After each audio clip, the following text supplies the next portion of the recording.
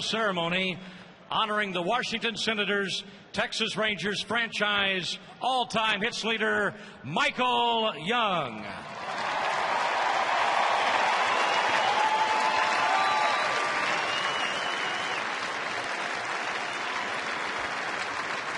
At this time, we direct your attention to the area near the Rangers dugout as we introduce special guests participating in tonight's ceremony.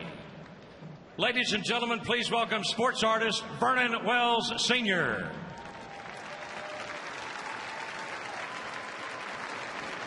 The general manager of the Texas Rangers, John Daniels.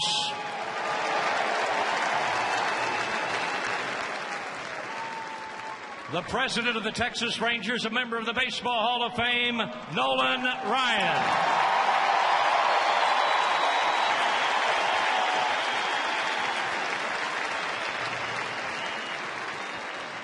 Members of the Young family, sister-in-law Alejandra Barbosa,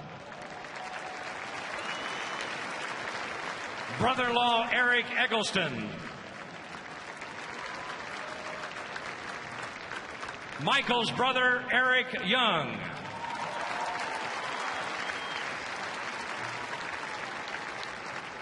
sister-in-law Annalisa Young, ladies and gentlemen, Michael's parents, Fred and Anna Young.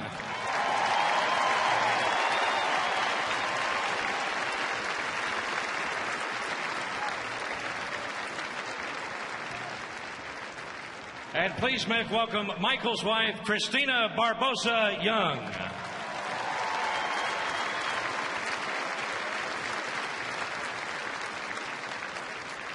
And ladies and gentlemen, your MC for tonight's ceremonies, Rangers radio broadcaster Eric Nadel.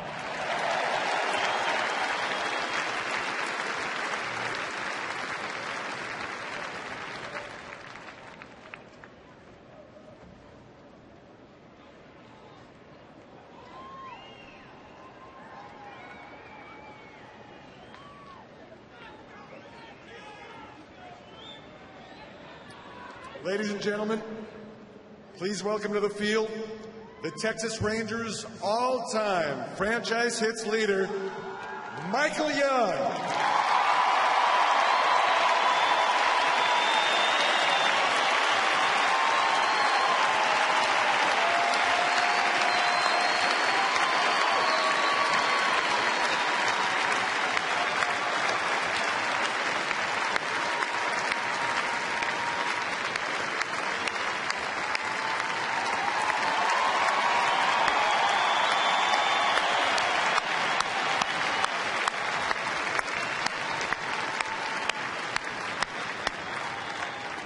Those of you on the field, please be seated. You guys, you're on your own. Michael, it's really a privilege for me to be a part of this ceremony. I remember in 2001, well, honestly, I don't remember that first hit off Sidney Ponson, but I do remember the first home run at Dodger Stadium off Luke Prokopec. And I know your parents remember that well, too. Tremendous timing to get that first home run at Dodger Stadium. I also remember after that 2001 season, when you were selected as the Rangers Rookie of the Year, you're drinking 3 protein shakes a day to try and gain weight, to be a stronger, better hitter, and running wind sprints every day in a very cold Dallas winter. I took a tip from you that winter. I still drink 3 milkshakes a day, just with not quite as much protein. This ceremony is designed to honor Michael as the all-time Ranger hits leader. Obviously, there are many, many other things for which we can honor Michael Young. Since he broke the all-time hits record, fans here at the ballpark have had the opportunity to congratulate Michael by signing and writing special messages on cards located throughout the ballpark. At this time, those 4 cards are being presented on the field by Rangers season ticket holders Gretchen Stark, Rick Weintraub, Odie Collins, and Gary Laughlin.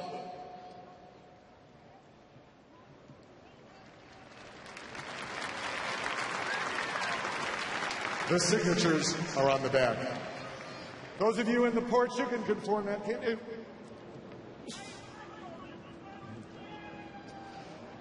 The Rangers and the Young family would like to thank over 7,500 fans who signed the cards in honor of this special accomplishment. Thank you very much. Also, as part of the ceremonies, we wish to recognize the Carson Leslie Foundation, a charity that is very close to Michael's heart. The foundation is in honor of Carson Leslie, a young man with a bold and charming confidence and an indomitable spirit. Carson captivated Michael's heart on a golf course at a Wipeout Kids Cancer event, and the friendship that developed between them gave Carson an extra spring in his step during his battle with cancer that ended January 12, 2010. Carson and Michael built a friendship. They spoke on the phone, they sent texts, and they met up at the ballpark. One time, while playing in a Scottish-themed golf tournament, Carson paid $25 for Michael to wear a kilt. And then Carson asked Michael to lose the kilt. Michael refused to take it off. He claimed it helped him par the previous 4 holes. Tonight, as part of the recognition of Michael Young's all-time hits record, the Texas Rangers Foundation is holding a silent auction of the third base being used in tonight's game. All proceeds from the sale of this base will benefit the Carson Leslie Foundation, which provides funds for research leading to a cure of pediatric cancers and enriches the lives of teens and their families battling cancer.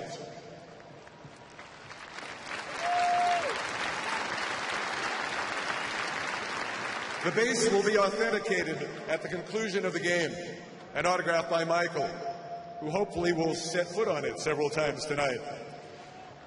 You may place your silent bid at the Texas Rangers Baseball Foundation booth. It's behind section 22. You have to get your bid in by 8:30 tonight. As part of tonight's events, Michael will be receiving a number of gifts commemorating his accomplishment. And to help with tonight's first gift, the gift from his teammates, we welcome to the presentation area Ranger All-Star second baseman Ian Kinsler.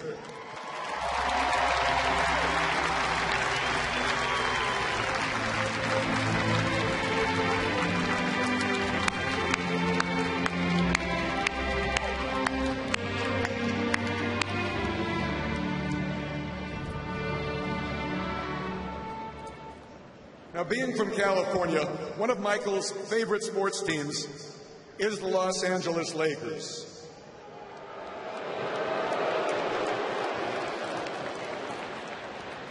At this time, on behalf of his Texas Ranger teammates, Ian will present to Michael a framed piece from the Lakers. It includes a jersey and commemorative items from the NBA Finals, and a special message is included. The personalized jersey reads, "Michael, congratulations on your hit record." And it is signed, Kobe Bryant.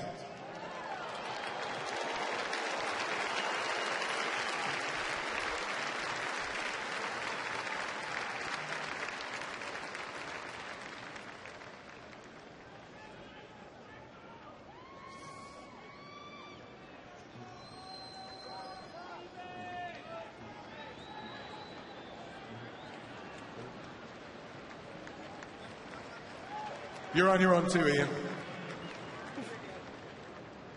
Nice idea, Ian, too. Beats a shaving cream pie in the face.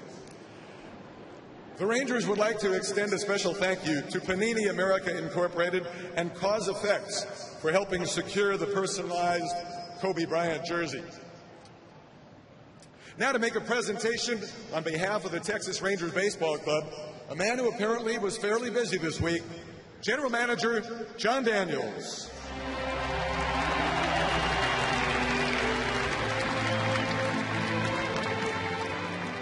Thank you, Eric. I was asked earlier today what Michael does for the organization outside of the obvious, the 2 hits a night, 200 a year, representing us on and off the field. And the bottom line is he makes our jobs easier, all of us. as we go forward and try to bring new players into this area, into this organization, he sets the example every day. The way he prepares himself, the way he plays, the way he represents the organization, the way he and Christina represent the community. And that goes above and beyond anything he does on the field. And we're very fortunate to have him. And I don't know where we'd be without him, and I don't want to find out.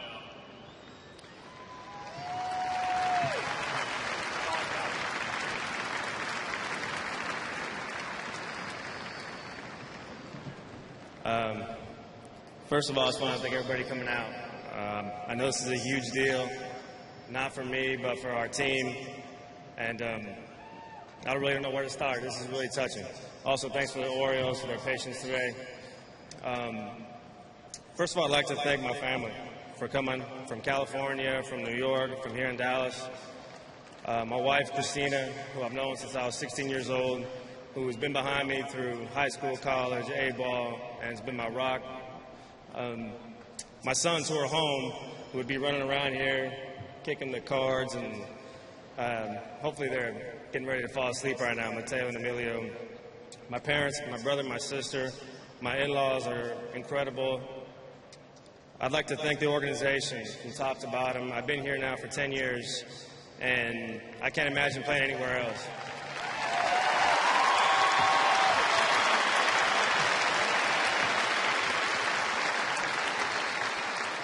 You know, earlier in my career, we had some tough seasons, but everything's looking on the up here right now.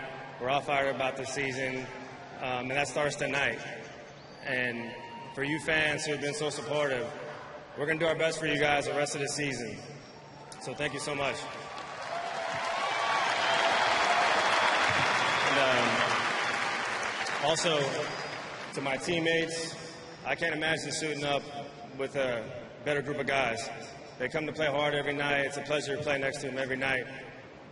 Also, one last thing to my managers and coaches who I played for, from Johnny Oates to Jerry Nairn, Buck Showalter, now Ron Washington. My hitting coaches, Rudy Jaramillo and Clint Hurdle.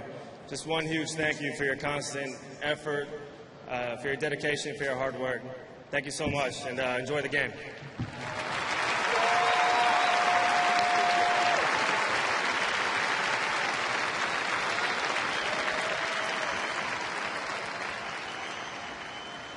On behalf of the ball club, there's a special jersey that we wanted to unveil.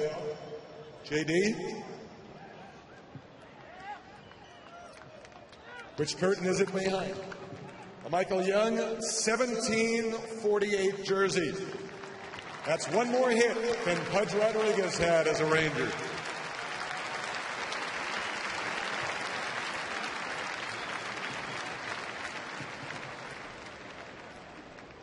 And we're not quite through. Please welcome to the podium the president of the Rangers, Nolan Ryan.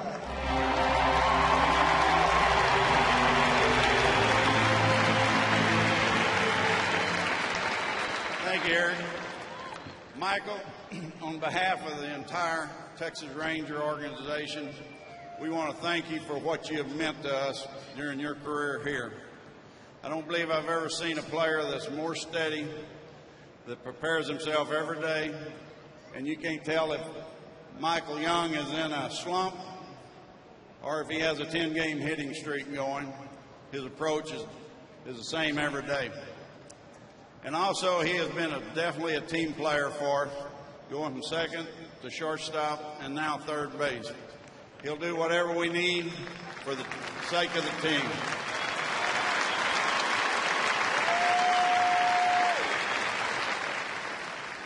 Also, that he's always available for the Texas Rangers Foundation and has been a supporter of it ever since he's been here, and we truly appreciate that. We would like to present you with a Vernon Wells painting tonight and would love to have you take a picture with it. Thank you.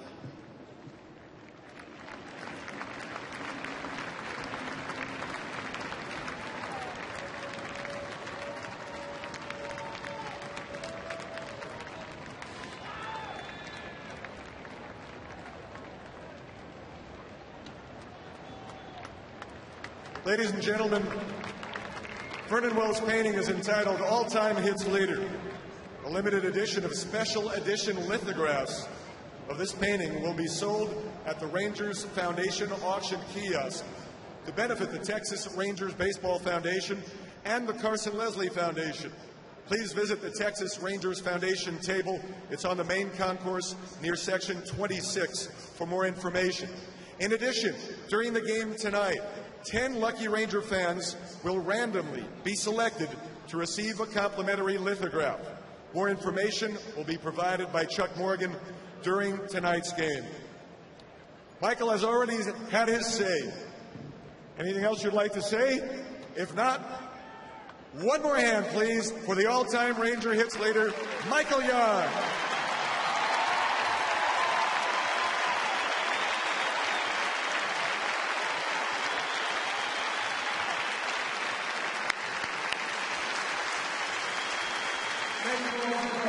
The Texas Rangers are prepared to grow old with Young. He is locked up contractually through the year 2013, but he is poised now to go to his first ever postseason, liking to do that this year in 2010. The Texas Rangers feel like they're in position. They're taking on the Orioles tonight. First pitch coming up in just a moment.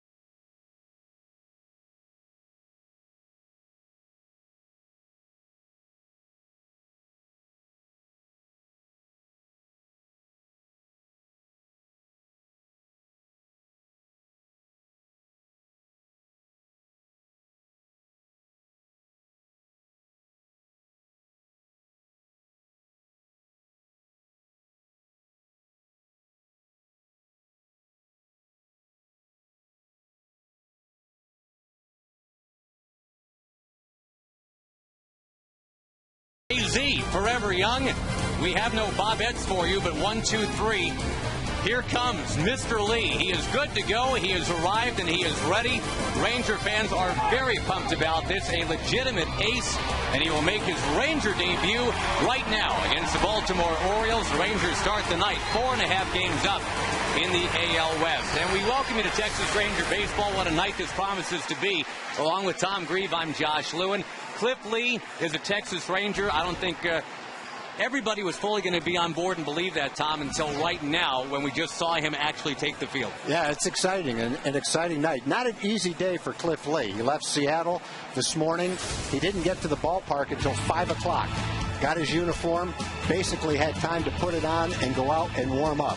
His numbers are incredible this year. He doesn't walk anybody, doesn't throw many pitches per inning. He works quickly, he works effectively. It's going to be a joy watching him this year, and I hope he gets through the night. He'll be pitching on adrenaline only after a long flight day of the game. Was supposed to get out last night, but he took too long saying goodbye. And he didn't even stay in Seattle long enough to really get to know too many people all that well. He only made 13 starts, but as you said, Tom, all of them were really good. They really were. He, in his last 4 or 5 starts, almost every one of them has been a complete game. 3 straight 9-inning complete games. Last start was against the Tigers, 8-inning, 1 run. He goes out and does more than give you a chance to win. He goes out and expects to pitch into the 8th inning. On the season, he averages less than 14 pitches per inning, and he's averaging right at 8 innings per start. These were some disbelieving players at first, too. Michael Young had probably the best quote. He sidled up to Ian Kinsler, and Michael doesn't usually smile real big, but he said, dude, we got Cliff Lee.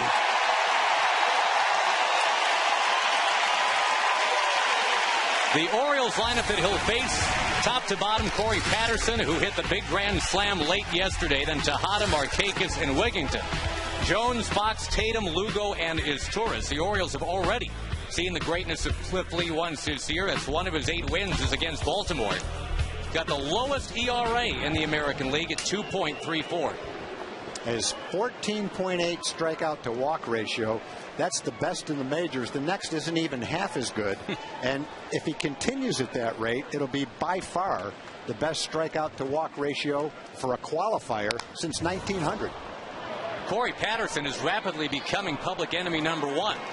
He spoiled everything yesterday, and as Cliff Lee throws his first ever Ranger pitch, it's a double from Corey Patterson.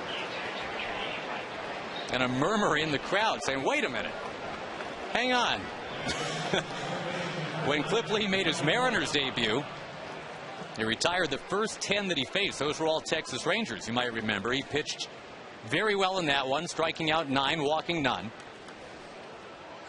Yeah, and to just kind of set the stage for this start, it's very rare that a pitcher would travel across country on the day of a game and get there in time to get his uniform on and pitch in a game. That's not an easy assignment. Opposite field, and 2 pitches into his Ranger career, there's a run in against Cliff Lee. All right, now before we panic, his last start, he gave up a run in the first inning and then nothing the rest of the way, striking out 11. That was in Detroit.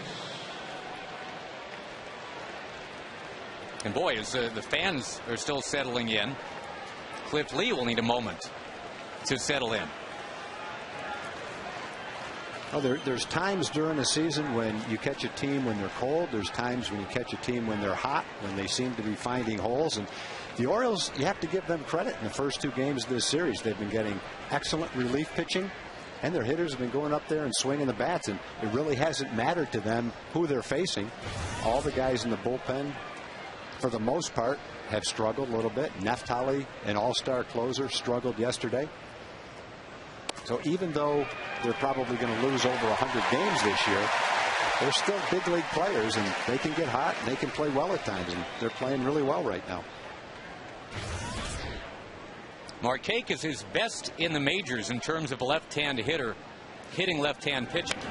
380 is his batting average, so this does not get easier right now.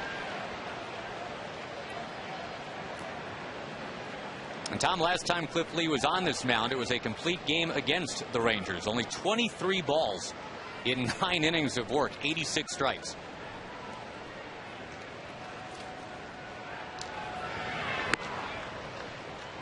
The prevailing wisdom is there are two dominating pitchers in the majors right now. One is named Ubaldo, and the other is named Cliff. The Rangers got the one named Cliff. I can add Josh Johnson to that list, too. I think Josh Johnson is one of the biggest, strongest, most dominant pitchers that I've seen in the big leagues over the last 5 or 6 years. That game that he pitched against us, that was an imposing figure on the mound. That's the series in which Michael Young got that base hit that moved him ahead of Pudge Rodriguez, the reason why he was honored tonight. Markakis, a little floater towards center, and Cliff Lee has got his first out in the Ranger uniform. Bourbone's with Hamilton and Murphy out there tonight. It's a night off for Nelson Cruz. Young, Andrews, Kinsler, and Chris Davis, who's up for Justin Smoke. Of course, Smoke pedaled the other way in the Cliff Lee deal. Matt Trainer, as you kind of alluded to, Tom, did not have a lot of time to game plan or even get to know with Cliff Lee tonight. No, it's not easy to prepare for a big league game when you're on a flight going cross country, but he'll get his feet back on the ground. He made through a couple of strikes, and they got a couple of soft hits. But if that's all that happens in the first inning is giving up one run, that certainly won't be the end of the world. You know the Lee's going to be out there for a while.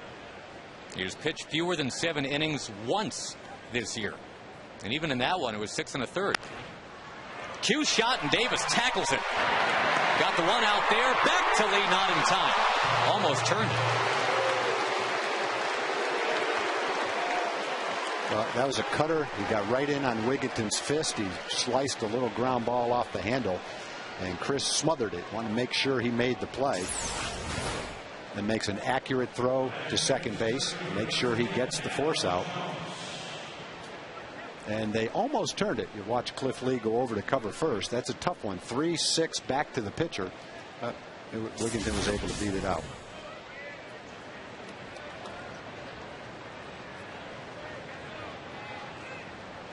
I think that's one of the thing that makes Lee so tough is he has all the pitches and such good command with him.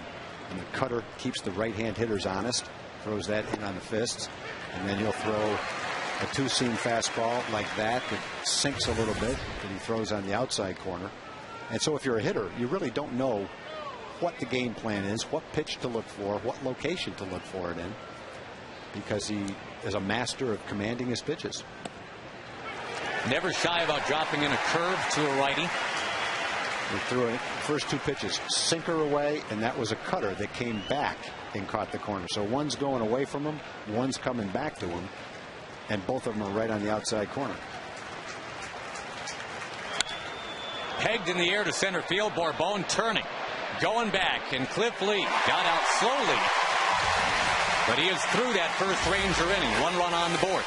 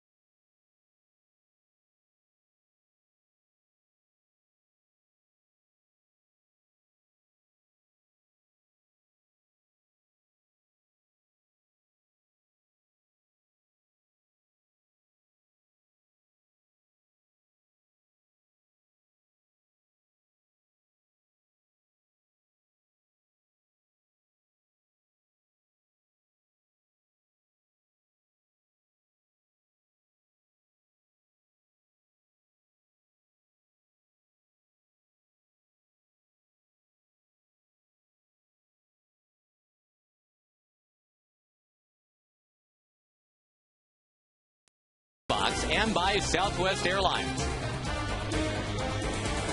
Michael Young has never been to the postseason. He has given his heart to this franchise. He has signed long-term to continue to be here. He really, really wants to go. And the prevailing wisdom is, with the arrival of Cliff Lee, the Rangers are now, of all things, favored to get to the postseason in the AL West. The Rangers batting order brought to you by Southwest. It's Andrews and Michael Young. Kinsler, then Vlad Guerrero. Josh Hamilton, 29 games in a row he's got a hit here at home. Murphy, Trainer, Davis, and Bourbon. This was supposed to be Kevin Millwood's start tonight, but he's hurt, and they have called up Chris Tillman.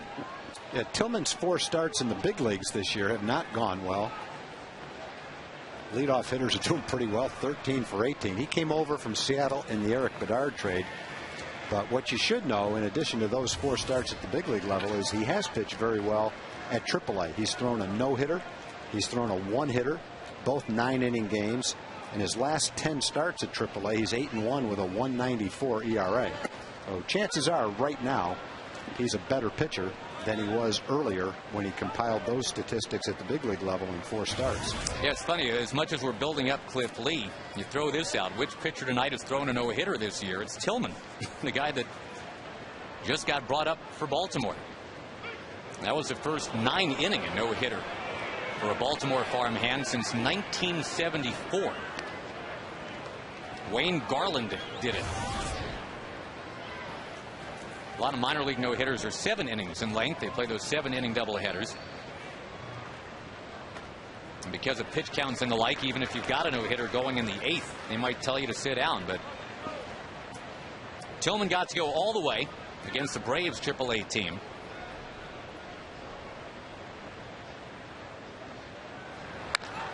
Andrews punching one to right.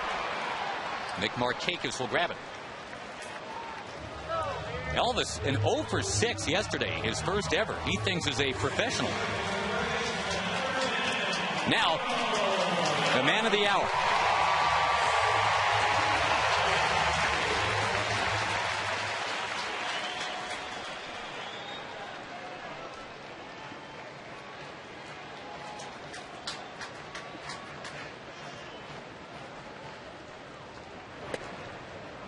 The start time of the game was pushed back about 20-25 minutes to accommodate the ceremony for Michael Young, and that's probably a good thing for the late arriving fans, too. There was a big-time traffic jam trying to get here tonight. A large walk-up crowd. The original projection tonight, Tom, was for a crowd of 33,000, and the Rangers might be heading north of 40,000 tonight now. Yeah, and they started selling those tickets as soon as the Cliff Lee trade was announced yesterday afternoon. They've been selling them ever since.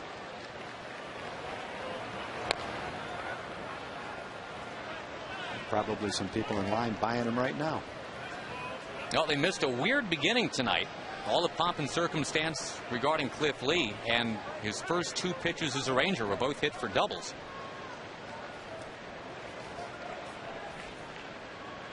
Actually, Tejada a single after the Patterson double. But Lee rallied. And you expect things to settle down a little bit more in the second for him.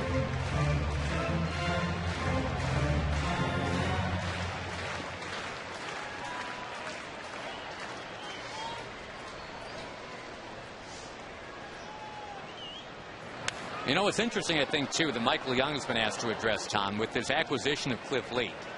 Think of the last few years of progression now for the Rangers. They've been in a position where everybody's saying, well, they're not going to the playoffs, to where, okay, you're hoping they go to the playoffs. Then this year, Michael Young himself said, we are expecting to go to the playoffs. And the difference now, there's a 4th component. It's you're expected to go to the playoffs. Yeah, I don't think Michael Young was the first one to say that. That was pretty much the organizational statement going into spring training, from John Daniels to ownership, from Nolan Ryan. Nolan Ryan put the 92 on the board right off the bat. So that's something that the organization believes, and it filters right down to the players who believe the same thing. And what's neat about it now, I guess the point being that, yeah, in-house, everybody believed. Nolan thought this could be the year. Michael Young, too. I don't recall a lot of preseason publications being on board with that, but now you pick up a newspaper or go online today, and everybody's saying, hey, it looks like the Rangers now. Well, being 4.5 games in first place and making a trade for Cliff Lee will allow people who don't know much about the ball club to jump on board. On the ground, scooped up at second base. And some people were picking Seattle as the favorite at the start of the season. So it just goes to show, whether it's football, basketball, baseball, hockey, you name the sport, if you pick up a preseason publication and go by the forecast of the experts, don't bet any money on them, because believe me, they don't have much better idea than the average fan does.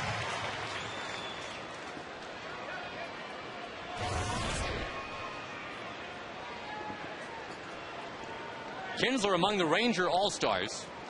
The Rangers now have a record-setting 6 with the arrival of Mr. Lee.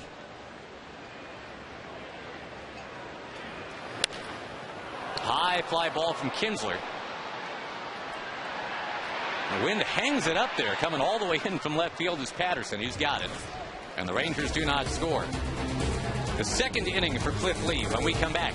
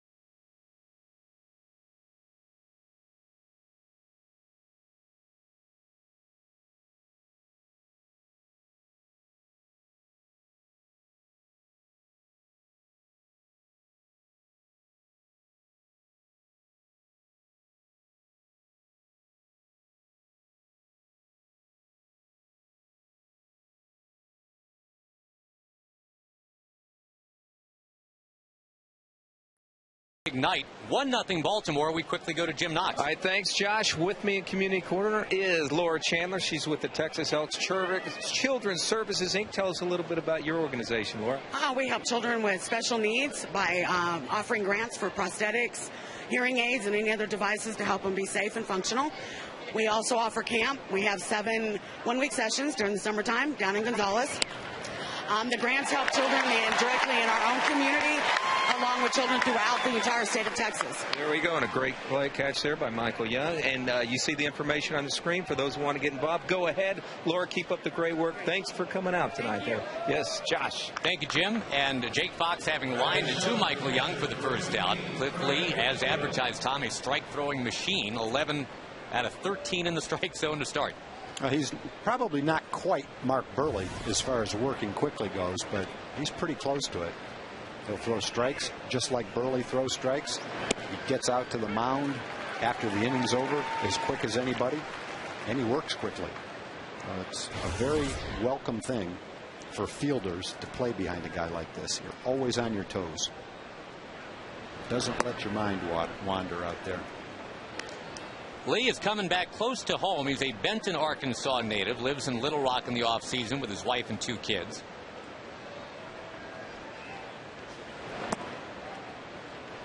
Working here to Craig Tatum.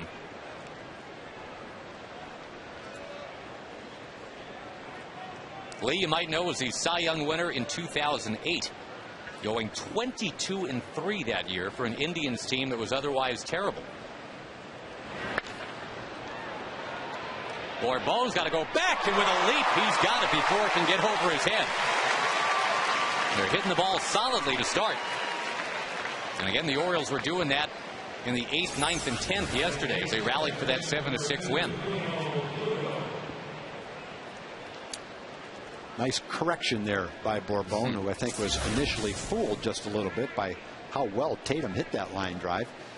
But when you're quick and have that acceleration and speed, you can make up for a little bit of a misjudgment by just using your speed to run it down. A lot of us couldn't afford to make that kind of a mistake because the lack of speed just made you watch it go right straight over your head. In this outfield, speed is a huge asset. Well, the Rangers are well equipped out there with that. Hamilton in left tonight, Bourbon in center, and Murphy in right. Off the end of the bat from Lugo. There's one of those real quick Cliff Lee innings that we were talking about. That's an 8-pitch inning, 3 fly balls. It stays 1-0. You've got Vladdy and Josh Hamilton coming up.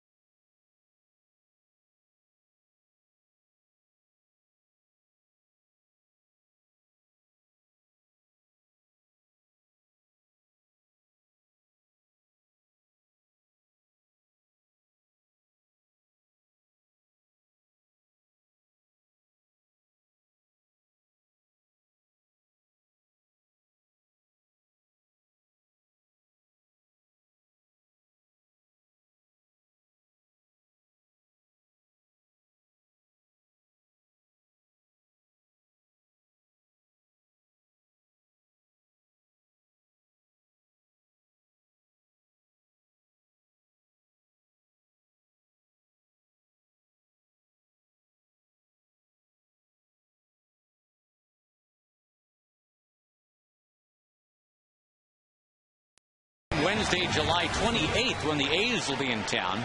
It's an Ozarka website Wednesday. Some restrictions do apply when you go online at TexasRangers.com.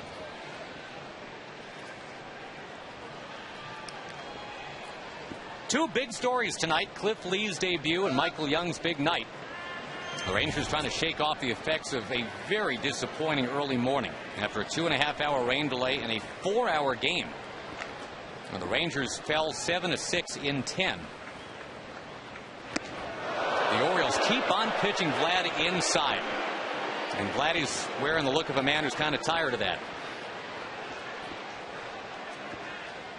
We saw that from Jeremy Guthrie. First pitch on 3 different at-bats in the opener of the series. That looked like it hit the sleeve.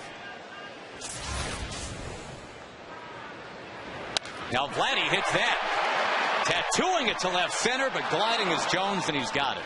Well, that's too bad. Got a good pitch to hit, and he smoked it right on the good part of the bat, but it just was a low line drive. All he's got to do is get that up just a little bit, and it's in the seats. Vladdy hit one in the seats yesterday. 3-run shot that looked like it was going to be enough. That's a pretty good example. When you're pitching Vladdy in, you better get it in, because if all you do is catch the corner of the plate, he's going to put a charge in it.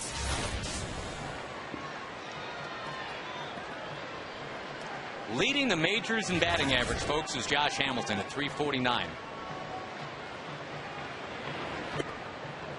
Also leads the majors in total bases. And he is second in the majors in home runs. And I guess the big story would be, if he gets a hit tonight, he and Al Oliver will be the only 2 Rangers ever to have hit safely in 30 straight games in Arlington, Texas.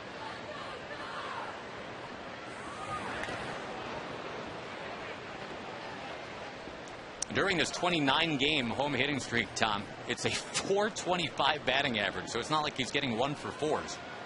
got 13 homers, 30 runs batted in those 29 games.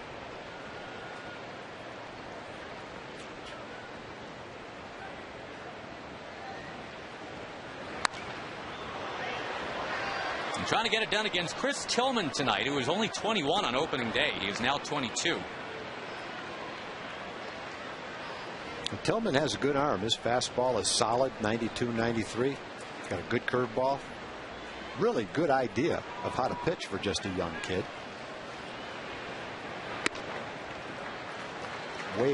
Pitching way beyond his years right now, but that still means at his age he's going to have times when he struggles, just like Brian Mattis has struggled at times, including last night. But long term, you have to think the experience they're getting right now will serve them well as the Orioles try to build the team for the future. It's going to take time, and if they're successful, guys like Tillman and Mattis will be a big part of the overhaul. But you have to live with some inconsistencies when you're talking about young pitching, just like the Rangers do with Neftali. He'll go 6 or 7 times and be untouchable, but there'll be times where his inexperience may show through. That's to be expected with a kid in his early 20s. Hamilton grounds out, and yeah, we saw a bit of that yesterday. Neftali Feliz ended up giving up the grand slam to Patterson. That's an all-star closer right there, but a 2-out, 2-strike grand slam by Patterson, who started the year in AAA. But he had an 89-mile-an-hour pitch to his liking, and he put it into the upper deck. You talk about a stunned crowd when that happened, too, boy. Jake Fox ended up winning the game in the top of the 10th when he homered off of Dustin Nippert.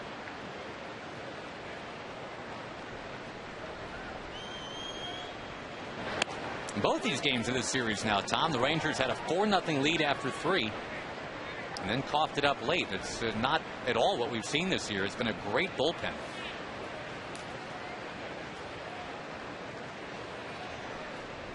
But 2 straight nights, it was one of those nights. Strike 3 taken by Murphy, who has a dissenting opinion for the home plate umpire Mark Wegner. More Cliff Lee to show you when we come back. It's 1-0.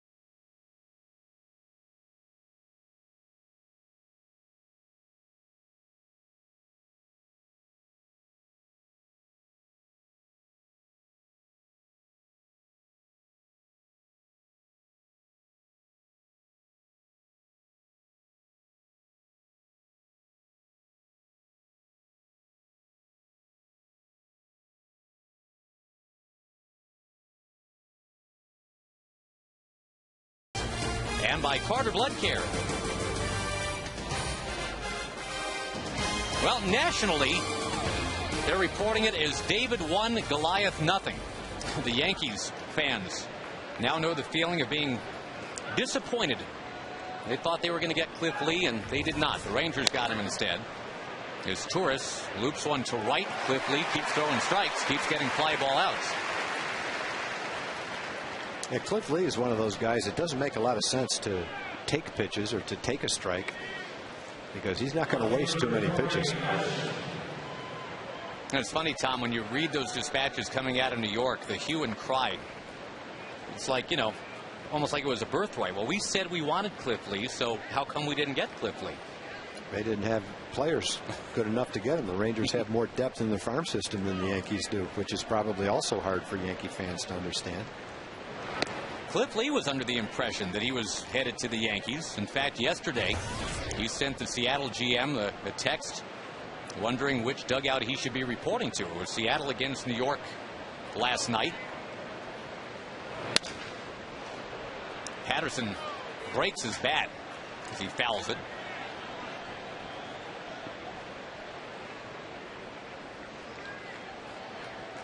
Patterson breaks his bat after breaking the Rangers' hearts last night. Their Coors Light cold-hearted, cold-hard blast. That pitch we were talking about earlier, Tom, from Feliz, ends up in the upper tank. That's a good lesson for Neftali right there. With a game on the line, like it was right there with 2 outs in the 9th inning, don't get beat on anything but your best pitch.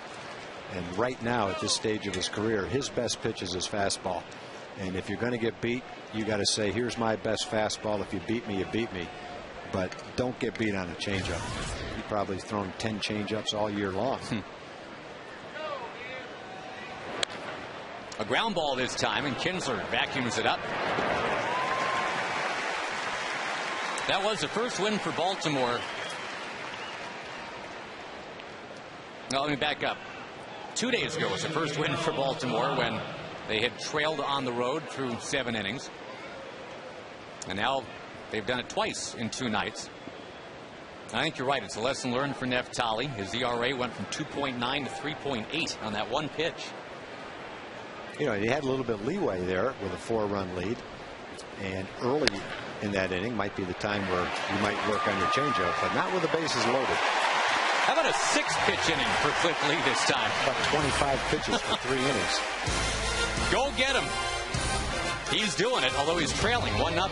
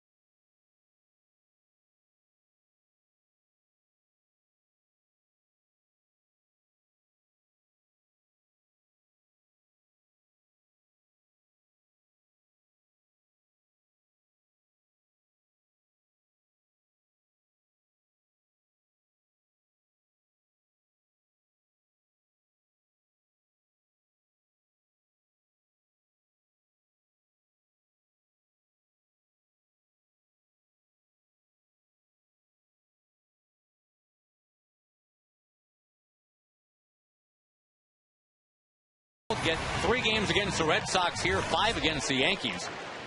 And there's Angels games in there and A's games. You save up to 43%. You got the option to purchase your same great seats if there's postseason action here.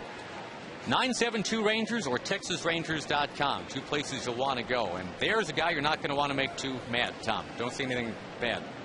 I challenge him to an arm wrestling contest. That'd be one for Jim Knox. Yeah. Jim Knox just said he can take you, dude.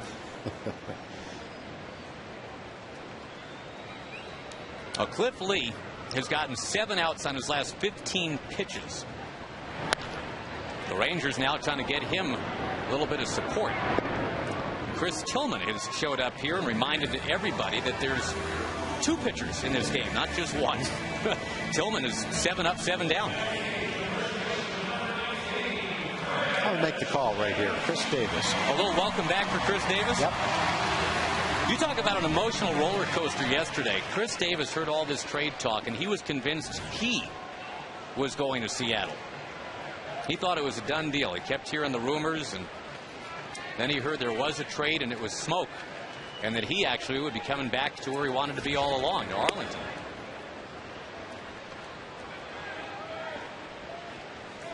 And he comes up here, Tom, having done some incredible work down there. .354 batting average to lead the PCL.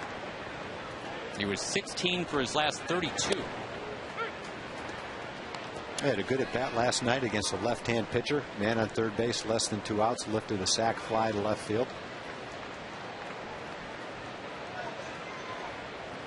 Remember, he went down to the minor leagues last year, and when he got called up, hit around 300. 8 up, 8 down now. Yep, that's the hope that he can do that again. And as Ron Washington said, he doesn't have to hit 18 or 19 home runs down the stretch here. And I think what is implied is that if he plays his usually great brand of defense, doesn't strike out a ton, I mean, he could hit 230, 240 with some doubles, and everybody else can just kind of carry that just fine. And the other side of it is, when you've had the experiences that he's had the last few years, success at times at the big league level, a lot of success at AAA level. When you go back at his age, 23, 24, whatever he is, and hit 350 and lead the American Association in hitting halfway through the year, those numbers translate to success at the big league level. There's no reason why he can't come up, swing the bat the same way he did down there, and be a force at the major league level. And you can look at a guy like Nelly Cruz, who couldn't quite crack it at the big league level, but kept going down to the minor leagues and hitting 300 and putting up big numbers. And I think you mentioned this the other day, Josh, that he was on a AAA roster and could have been claimed in the offseason. Yep. And here he is. He's a star in the big leagues. There's no reason why Chris can't do the same thing. When you can play like that at AAA, you hit like that at AAA, that translates into numbers at the big league level. It's just a matter of patience, confidence, and letting it all happen. Borbon towards third for Tejada. Off balance throw. Got him barely. The Rangers do not have a base runner through 3. And Cliff Lee continues to trail in his Rangers debut, 1-0.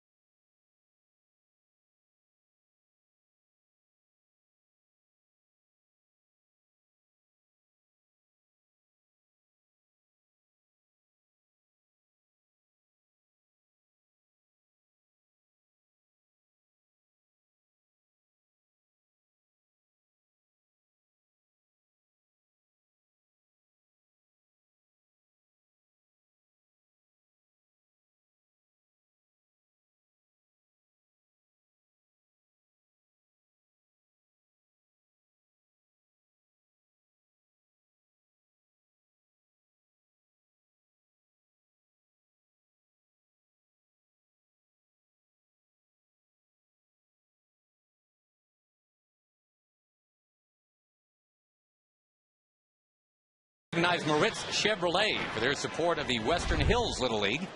For information on Chevy's commitment to Youth League Baseball, go to ChevyTexasBaseball.com. It is Saturday, July the 10th, and essentially it's become Boxing Day, because yesterday was Christmas in July for a lot of these Rangers fans. Cliff Lee was acquired. There was confetti in the air, so to speak, and now in his Ranger debut, behind 1-0, gave up hits to the first two batters he faced.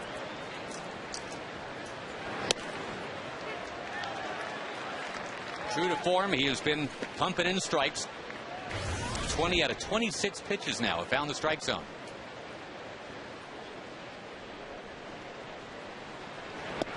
He's pitching in the 4th inning right now with 27 pitches. And how many times this year have we watched a game where either a Ranger pitcher or someone on the other team has thrown 26 or 27 pitches in the 1st inning?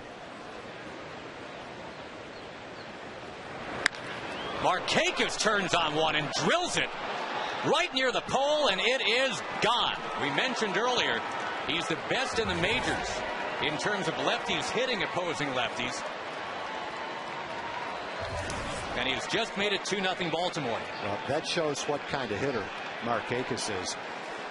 He takes a pitch, a fastball, down and away at the knees, and then hits a home run on a pitch up and in and out of the strike zone. And that's a pretty good combination. If you can see a pitch down and away for a strike and then hit this pitch out of the ballpark, not even a strike, you're a pretty good hitter. Now, that's not the pitch that Cliff was trying to throw. He was trying to throw it down and away again, and it got away from him a little bit. But you don't expect a pitch up and in and off the plate like that to be hit out of the ballpark. And Markakis is just a very good hitter. Been on base now 22 of his last 23 games. That was his 6th home run of the year. Wigington will chop to 3rd. Let's take you back to the pitch right before the home run, and then we'll show you the actual home run pitch as well. And that one was a ball. There was one before it for a strike right down in the same area. So he's trying to throw the same pitch if you see the catcher's mitt. And he missed, but still up and in like that. After 2 pitches down and away, that's pretty nice hitting right there, even though it wasn't the pitch that Lee's trying to throw.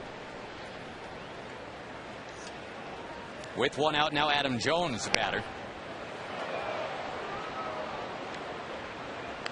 Oh, Lee is pretty much at his quota here. The ERA for the year, 2.34. We mentioned that was lowest in the AL coming in. He was the pitcher of the month last month. Of course, the Rangers had the player of the month in Josh Hamilton. Now they've got the pitcher of the month, and boy, some of those numbers in June. Like 2 walks and 36 strikeouts, going 51 innings. In only 6 starts. That ball yanked foul by Jones.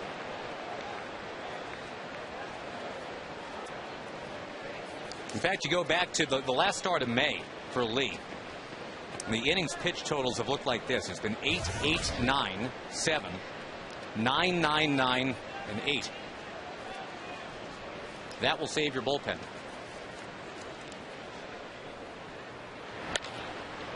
Towards the gap in right center. Murphy, though, is on approach, and he's got it. Got ahead 0-2, finished him off. Jake Fox will come up next. Ranger fans, the Rangers are hot. It's getting hotter, so beat the heat. Cool off with a $1 any size soft drink or sweet tea at McDonald's. McDonald's, I'm loving it.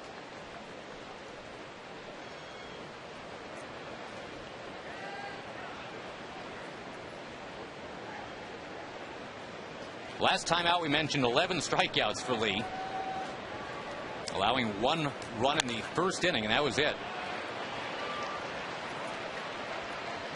And again, an inning where he doesn't have to throw more than 10 pitches, even though it did include a home run. 2-0 Baltimore now. Bottom of the 4th coming up.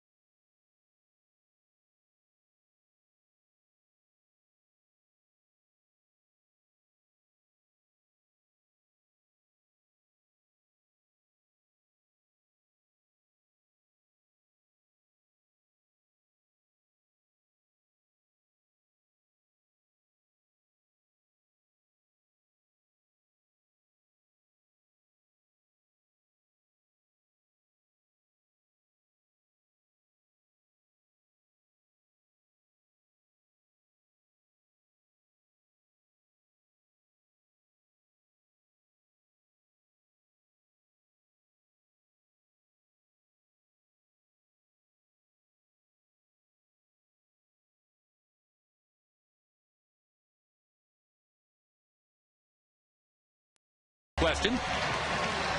Cliff Lee, one of 2 pitchers in the last 60 years to win his first 5 starts with a team and have an ERA under 1.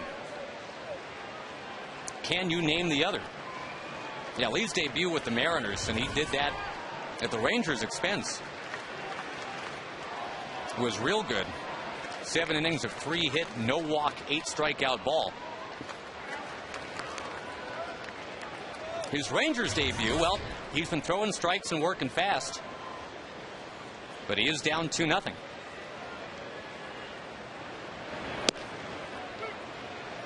Rangers need to find a way to solve Chris Tillman, a guy that in his brief major league career, Tom, has a 1-5 road record, an ERA of 7. Yeah, but as we've said, what you have to remember is this kid went back to the minor leagues, and he's come back a different pitcher. His last game was a 9-inning, 1-hit shutout. His record in his last 10 AAA starts, 8-1 with a 1.94 ERA. And a kid that's 21 years old, 22 years old, that puts together a string like that at the minor leagues, I think it shows you that he's made some dramatic improvements. And so while his record doesn't look good initially at the big league level, chances are he's a better pitcher right now. He might not be facing the same guy. Coming off a complete game 1-hitter in his last AAA start, and right now it's a no-hitter in the 4th inning against the Rangers.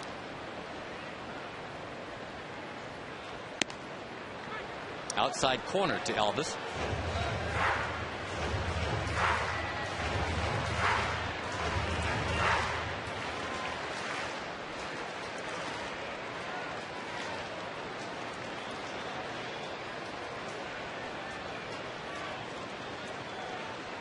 Outside, and Michael Young comes up as a tying man. There's a start. Get the leadoff hitter on, get some speed on the base. Got the big guys coming up.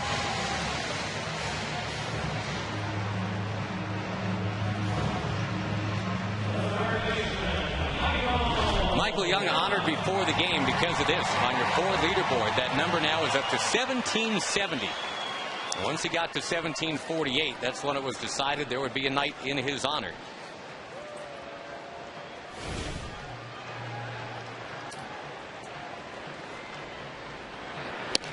You know, the news came in today, Tom, that Justin Morneau is going to have to miss the All-Star game. He's had a concussion. And my first thought was, wow, wouldn't that be the perfect day for Michael Young? Be honored with this ceremony tonight, Cliff Lee's debut, and Elvis trying to crawl back and couldn't do it.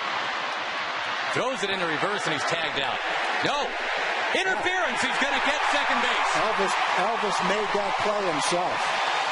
He made that play. When you get in a rundown, what you try to do is run into a fielder that doesn't have the ball. And if you can pull it off, then you get the interference call frequently. Infielders know that, and they go out of their way after they throw the ball while they're waiting for a ball not to let the runner run into them.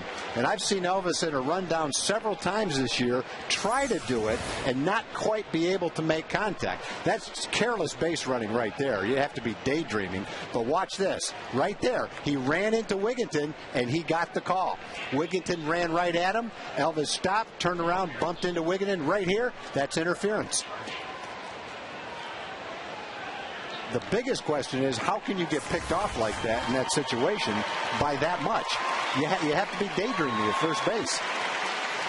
Dale Scott's the crew chief, and he's the second base umpire, and he was right there, and he saw exactly what you did, Tom, and it was exactly what Elvis was. It's like drawing a foul in the NBA. So after the initial embarrassment of being picked off, Elvis corrected it with an excellent base running play to draw the interference, and now he's at second base.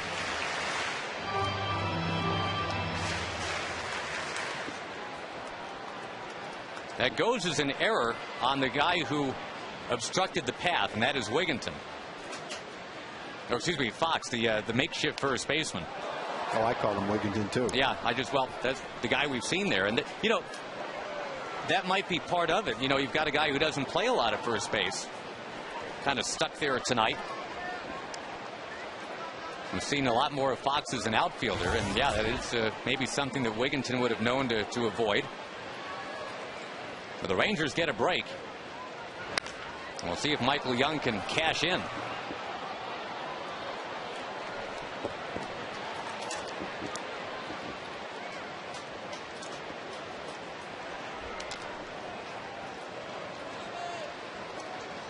Anyway, back to the All-Star conversation, Tom. Looks like Paul Konerko has already gotten the invite to replace Justin Morneau. Well, I guess that makes sense. He was on the same list, right? The 5 guys that the fans voted for the last spot. First baseman replaces a first baseman. Can Elvis get out of this one is the question. Nope. Well, it's the same thing. It's a careless base running mistake that he corrects by getting in a rundown and letting Michael end up at second base. You got the same situation you would have had if Elvis didn't get trapped off. Man on second and 1 out. If Elvis stays at second, the pitcher throws to first, Michael's out, and Elvis is at second. So because he's talented and got excellent reflexes, he's able to correct this base running blunder. He stays in the rundown long enough for Michael to get to second base. No damage done. Lemonade from Lemons on 2 straight occurrences right there. I mean, you're right. You'd prefer not to make the careless play in the first place, but if you gotta, go ahead and make a little kick save. And a Les Kinsler bat now is a tying man.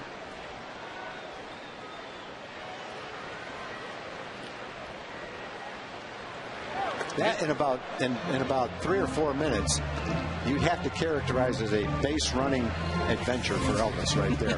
He was picked off, he was trapped off, and he got out of both of them. It's like Houdini right there. But at the same time, the bottom line is you can't get picked off in that situation, and you shouldn't get trapped off in the other situation. He corrected what were base running mistakes.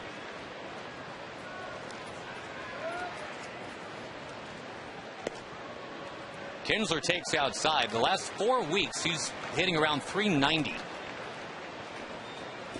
got 10 hits in his last 4 games now. And you see what he's done the last 2 weeks. .442 batting average. The drawing the interference initially by Elvis, that's something you see a guy that's played 10 years do. You don't generally see someone 22 years old pull that maneuver. That's some heads-up base running right there.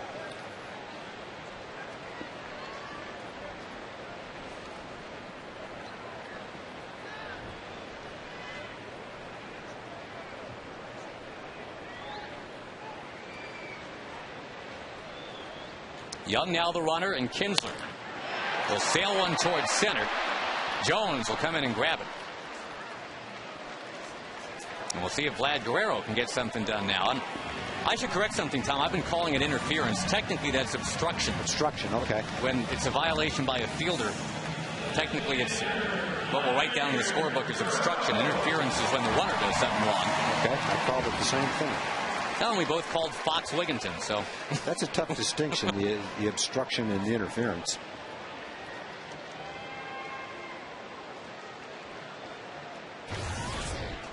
That's just like getting in an accident, you know, on your cul-de-sac or something. Somebody's got to be at fault. And depending on who it is, that's why it's called what it is.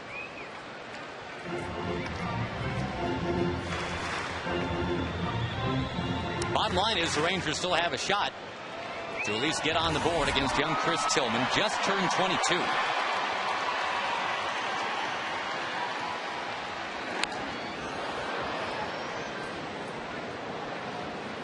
Tillman, of all things, is an Anaheim native. The Rangers try to stay ahead of the Angels. It's looking more and more like a 2-horse race in the West. The Angels pulling out an extra inning win yesterday as the Rangers eventually fell in extra innings. So the lead on the Angels right now is 4.5.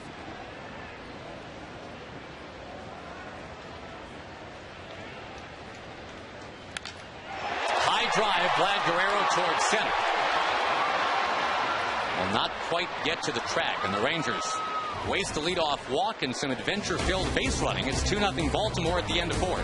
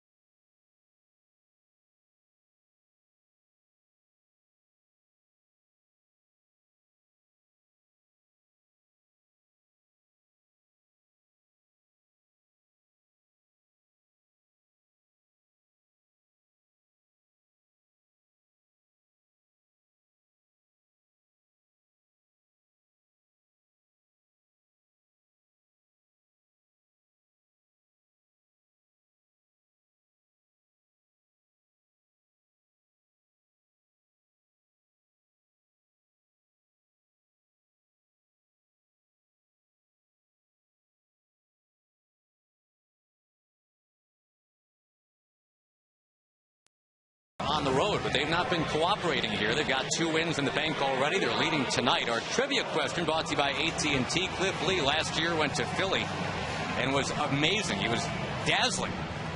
The only guy more dazzling than that was Fernando Valenzuela to begin Fernando Mania in 1981 with a 0.2 ERA. Mark McLemore joins us now as we continue to try to make heads and tails of what the Orioles are doing here to not only Cliff Lee, but the Rangers bullpen so far in this series. Well, they're swinging the bats well. There's no doubt about it. I think their record isn't really an indication of how they're playing in this series. And like I've been saying all along, this is still a Major League ball club, even though their record isn't the best in the league. They can still go out there and hit the ball, and they can beat you on any given day. Tom was saying earlier, the Orioles have an aggressive approach, and there's Tatum firing away right away. And Tag's point was it makes sense. If you're facing Lee, you know about every pitch is going to be a strike. So I guess that is part of their MO, right? You might as well be swinging. You have to be swinging. With Cliff Lee, he's going to be around the plate, and that means he's going to be throwing strikes. They're quality strikes, and that's what makes them so good. So you can't go up there and take, because if you take, you're probably taking 3 strikes. Yeah, you're going to be 0-2 every time up. So you've got to be aggressive, and hopefully balls will fall for you. Here's Julio Lugo. And of course, the big question every year about the Rangers, Mac, is whether or not the depth in the rotation can hold up. And that's what everybody's talking about now with Cliff Lee here. That he gives you the ability to have that true, bona fide, proven number 1. Makes everybody else move down a notch and relax a little bit. I think it does, and I think it makes everyone else better. But what people have to really remember is that Cliff Lee pitches once every 5 days. And the other guys in the rotation still have to do their part and come out and pitch well and be competitive and keep the Rangers, the club, in the ballgame. Lugo pops to Kinsler. Josh, while that's coming down, I forgot to read an anniversary wish. 57th anniversary to Grace and Earl Swecko. Big Ranger fans. I wanted to do that earlier in the game, Earl, but hopefully Grace is still listening, and if she is, happy anniversary. Things have been moving quickly tonight. They have. That's what happens when Cliff Lee's on the mound. It really does. Mac, what about that obstruction play at second base? Have you ever pulled that off yourself or had it done to you as an infielder? I've never had it done to me, but I've done it to an infielder and a pitcher, and it's beautiful. It's a great base running play. Elvis tries to do it whenever he gets in a rundown like that, and it's a great heads-up play. And most base runners don't know that rule or don't think about it when it happens, and you've got to be quick when that happens. You really got to know, okay, this is when I want to do it. This is the guy I want to get. As soon as he gives up the ball, I've got to try and run into him, and that's all it takes. If he just grazes you, which is, I think, is exactly what happened, that's all it takes to get that call. So if you're the manager, Elvis comes back to the dugout, do you chew him out for getting picked off, or do you congratulate him for getting the interference call? Both. It's Torres right down the line. That's pretty incredible.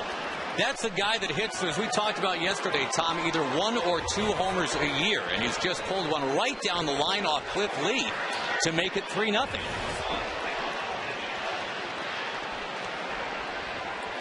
Well, he almost hit one last night left-handed, hit it to the fence in right field.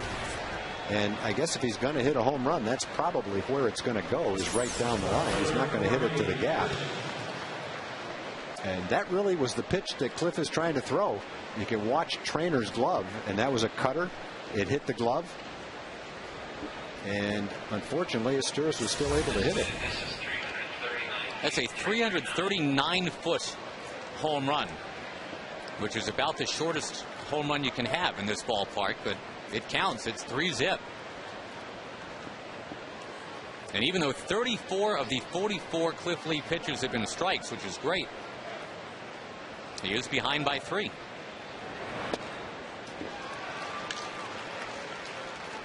Boy, and his Torres, who is a minor league teammate of Michael Young's.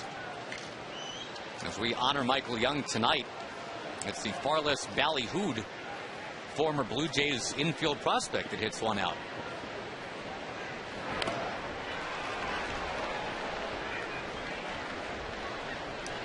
Mac, obviously there is, even though it's 3-0 Baltimore right now, and even though the game ended so late last night in such a disappointing fashion, what a buzz at the ballpark the last 2 days, huh? He really has been. You know, I don't think the Rangers have ever made a trade of this magnitude at any point in time during the season, let alone just before the All-Star break, to bring a pitcher of Cliff Lee's caliber into the fold when they've got such a comfortable lead in the American League West. We were talking earlier, too, about how the Yankees thought they had lead. They had agreed in principle, kind of took it to the goal line. You know, they was ready to plunge on in for the touchdown, and they got stuffed. Well, I think everybody thought the Yankees had Cliff Lee when they, when the Yankees' name started coming up in the talks. Because the Yankees usually, when they go after something, go after a player, they usually get that player. Unfortunately for the Rangers, it just didn't happen. And I think it's the first time we've beat the Yankees at anything, so I'll take it. We will possibly have a chance to see them in the postseason anyway. That's the hope. And if it does get to that, you talk about being battle tested. Now, the Yankees won that World Series last year 4-2 over the Phillies. The only two that the Phillies got were the two games started by Cliff Lee. You got to like that. You got to like that. But that goes to show you that you've got to have the other guys in the rotation step up and still do their part. I mean, Corey Patterson came up to the big leagues a while back as a very highly touted young player, and he really struggled making contact. But he's still relatively young. And if you watch him in this series, especially this at bat right here, Lee's thrown everything he's got. Behind in the count 0-2, and he's still hanging in there, fouling off some tough pitches. He might just be figuring it out a little bit at the plate. He's always had talent. Well, he definitely showed it off yesterday at a most inopportune time. Well, he's fouled off sliders, curveballs, sinkers down and in. He's thrown them everything, and he's still up there. Sometimes, and Tag, sometimes it takes a hitter, some time to figure it out at the big league level. Not everybody comes up and starts to hit right away. It just takes some players longer than others. Sometimes it takes 5. And, for a player, if it takes 10, they've done a good job hanging around until they do figure it out. Yeah, absolutely. Yeah, there aren't many Griffeys and A-Rods and players like that. Most players do take a while. 3-2 pitch to Patterson. On the ground and foul. Now, the Rangers, by the way, we haven't mentioned this. Not only is it Lee on the active roster now, another lefty, Matt Harrison, is here. Initially, he was supposed to start tonight. He goes to the bullpen. And the Rangers send down Doug Mathis and Pedro Strop.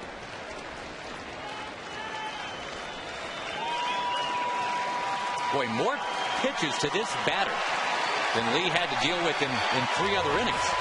Total. He's finally going to win out. He popped that up to left field, but that's a great at bat for a left-hand hitter against Cliff Lee. An 11-pitch at bat. It's now 3-0. Mac, thanks, buddy. See you after the game. You got it. Thank you very much, Mac. You got it.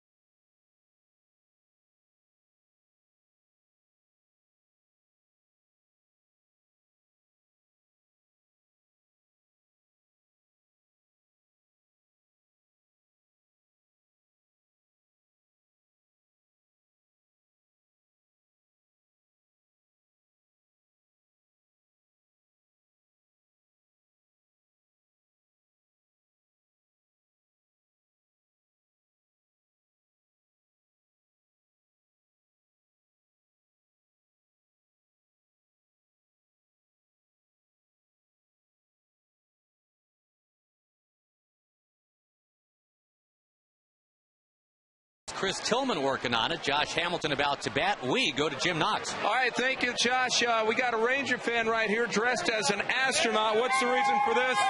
Well, with the addition of Cliff Lee, you know, he's got a little jet lag. We're thinking the Rangers are going all the way this year to the series. All right, say that again now. With the addition of Cliff Lee, we think the Rangers are out of this world, going all the way to the series this year. Okay. Word has it you're also looking for Josh Hamilton's home run ball? Oh, yeah, I looked all over the moon. Ain't found it lately. I think it's still going. No, there we go. All right, very good. Good to have you out here, Mr. Astronaut. Thank you very much, Josh. Good space travel shtick out there. Good. Thank you, Jim. Appreciate it.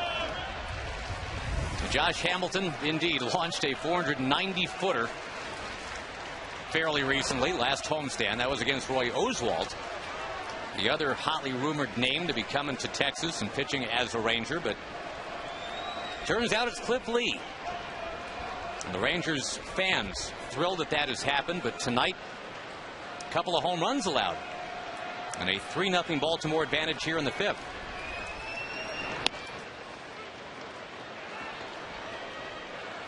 Lee had allowed only 5 home runs all season, Tag, and he's now allowed 2 in the last 2 innings. Markakis to right. And Cesar is Torres, his first in 13 months. That one right down the left field line.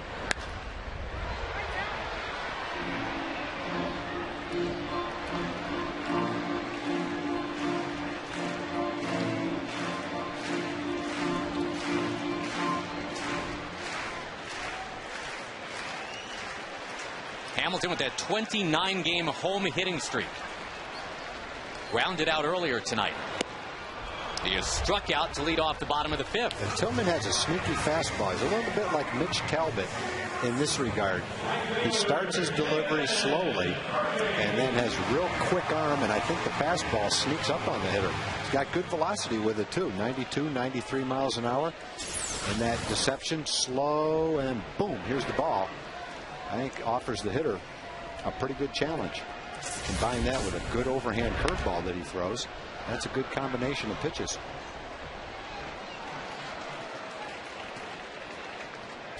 And as we've said a couple times, you look at what's happened lately with this guy. 1.9 ERA over his last 10 AAA starts. Had a complete game 1 hitter just 4 days ago. And back in April, that no hitter.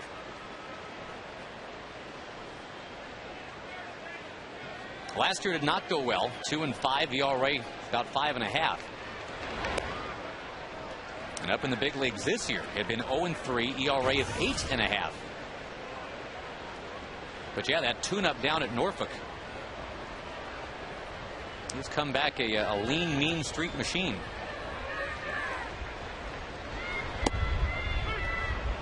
Two and 2 to Murphy. He was called out on strikes to end the 2nd, and wasn't a big fan of that.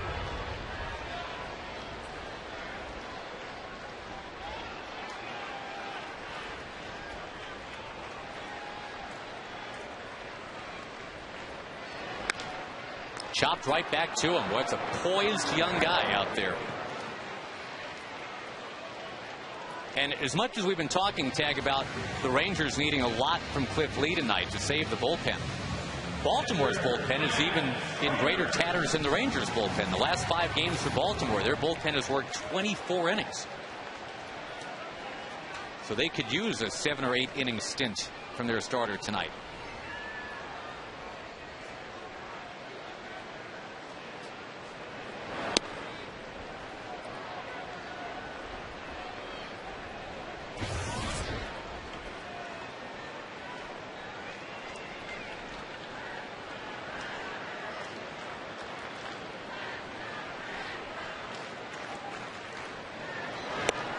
Trainer takes outside. The Rangers 3-6 now here in July. Remember, they were 21-6 in June. But this 3-6 July hasn't been a wipeout because the Angels are only 4-5. They've gained 1 game. I guess that's kind of neat. I mean, at some point you're going to have a stretch where you're not playing your best and you're going to go 3-6 or something like that. And if the team that's chasing you has about the same record, then maybe you escape that.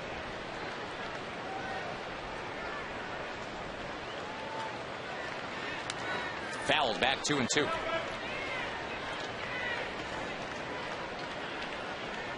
The Rangers have those 50 wins already. And they have them through only 86 games. That's only happened once before. That was in that first playoff season of '96.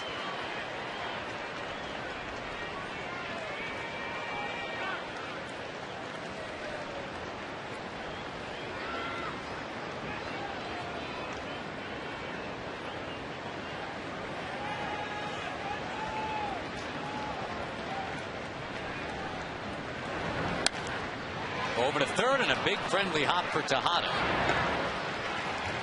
And upstaging Cliff Lee is young Mr. Tillman, who's got a no-hitter through 5 here in Arlington.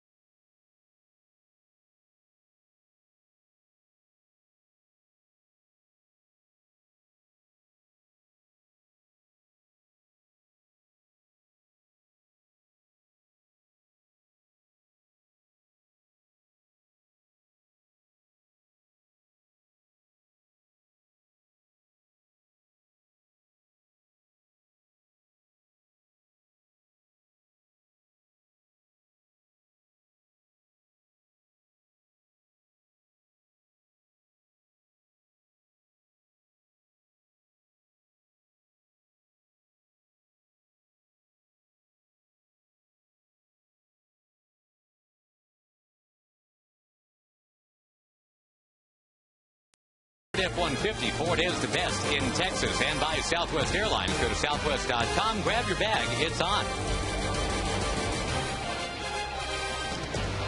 Crowd of better than 40,000 here tonight to watch Cliff Lee's debut. They came out early to see Michael Young be honored as the all-time franchise hit leader. There's not a hit to be had, though, yet against the unheralded Chris Tillman. Shutting the Rangers down tight on a night where I guess the best pitching performance so far, Tom, is not even this one. Travis Wood of the Reds took a perfect game into the 9th in Philly tonight. And that was broken up leading off the 9th inning. The Phillies and the Reds are scoreless in the 10th. And young Travis Wood has a one-hitter. Pretty impressive in that ballpark. And I normally would say against that team, but Philly's been shut out a number of times this year. They really, in spite of the lineup that they have, really haven't swung the bats that well this year, as well as you would expect them anyway. That's the team, of course, that Cliff Lee left. And he was surprised when he got peddled from Philly to Seattle. It's not that he had anything against Seattle. He was just stunned. He didn't see it coming. And he didn't stay long. He got dealt again yesterday over here to the Rangers.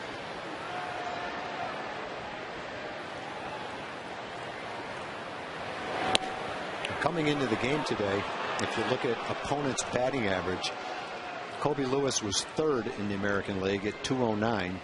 CJ was 4th at 212, and Cliff Lee is 12th at 231. So the Rangers have 3 pitchers in the top 12 in opponents' batting average. Tejada down on strikes, and of course, if there is such a thing as a postseason this year, you really only need, by large measure, 3 starters. If those are the 3, for example, that sets up pretty nicely.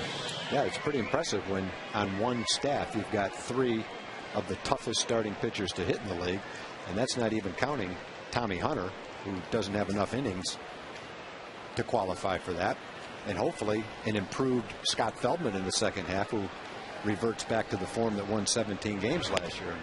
If Scott's able to do that, and last night I think was a nice step in the right direction. I thought that's the best he's thrown in a month and a half, maybe the best start he's had all year as far as the stuff that he has, because he went back and concentrated on his sinker.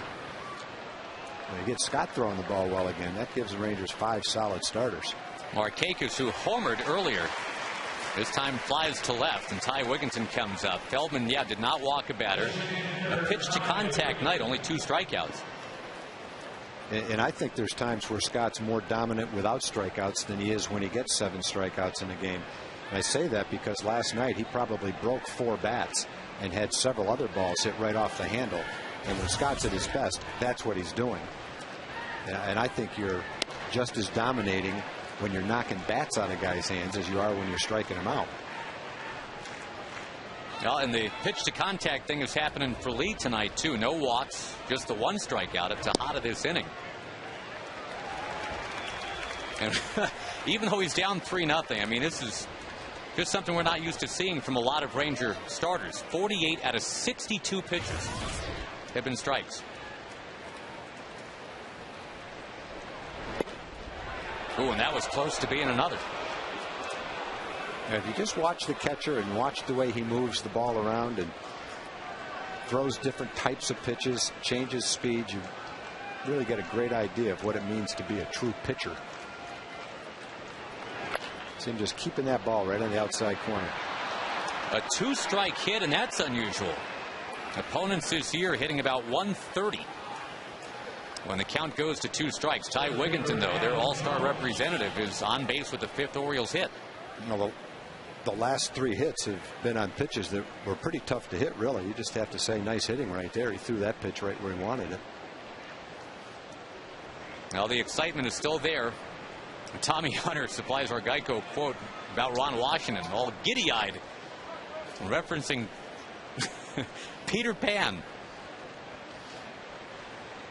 finding his marbles. Not that Wash had ever lost his, but Tommy Hunter, though, is right. I mean, guys were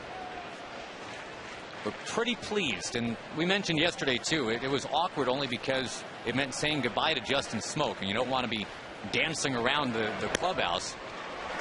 Well, a guy's life has just changed immeasurably. Justin Smoak was stunned and staggered, and it took a little while for all that to set in. But he's already on the active roster for the Mariners, Tom. He could be in their lineup tonight. Yeah, I would think he would be. Facing the Yankees.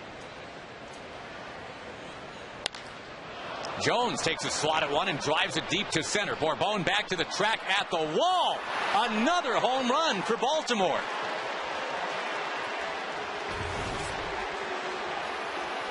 And again, this is a situation where you got some disbelieving fans here. They're seeing the strike throwing machine. Still no walks, and he's working quick. But it's only the 2nd time all year he's allowed something like 5 runs, and he's allowed 3 home runs now tonight. Yeah, that's one of the few pitches that has caught the middle of the plate. The ball that Wigginton hit was outside, right where he wanted it. That one was a cutter that just came back and got the middle of the plate. This fly ball will be handled off the bat of Jake Fox. And again, Lee, who was averaging 1 homer allowed every 21 innings, is now allowed a homer in 3 innings in a row. Baltimore 5, and the Rangers nothing.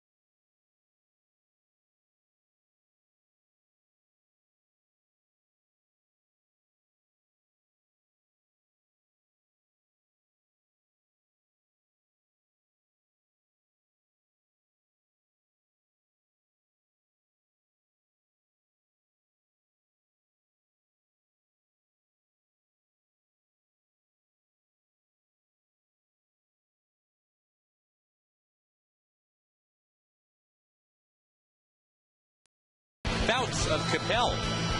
If a Ranger hits a grand slam this inning, we're giving away $25,000. You can register at most any North Texas Sonic restaurant.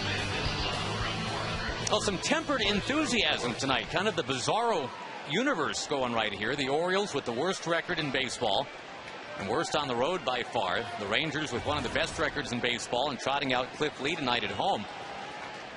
They're down 5-0, and the Orioles pitcher is working on a no-hitter here in the bottom of the 6th inning. That pitcher is Chris Tillman.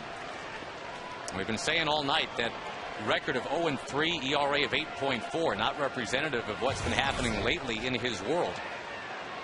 Having gone to AAA, polished some things up, and he is showing off tonight.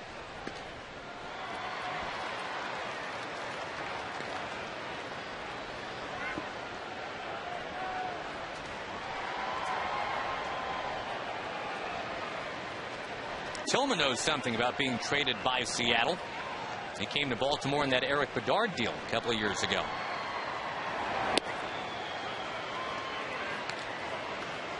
They've made a lot of quality pitches in this game. He does not resemble a 21 or 20. Is he 21 or 22? He's 21 years old. He does not resemble a 21-year-old.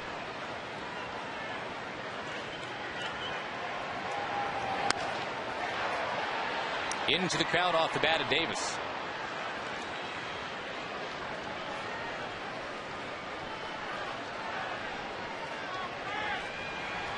Actually just turned 22.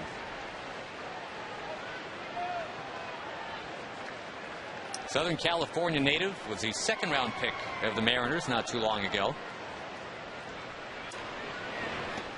Davis checks his swing. The Rangers have mustered one base runner. That was a walk to Andrews.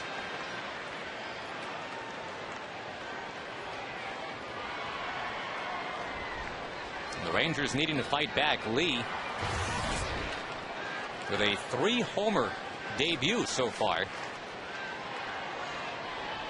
Jones number 14, Markakis number 6, is Tourist number 1 for Baltimore. Over to third for Tejada. Well, you go back to yesterday, Tom. The Rangers got the leadoff single in the bottom of the 9th from Josh Hamilton, and then went 0 for 6 the rest of the way. And they roll that into an 0 for so far tonight. Rangers had a shot at a base hit off the bat of this next hitter, Julio Bourbon, when he was up in the 3rd. This was a real nice play by Miguel Tejada. It's our Coors Light freeze camera.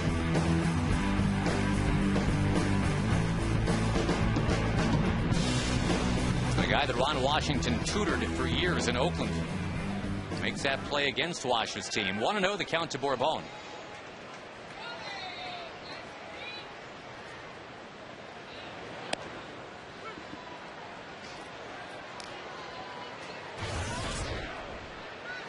Now, Tillman has been tough to hit because he's thrown a nice curveball with a sneaky fastball, and he's thrown it in tough spots to hit. He's kept the ball down really well.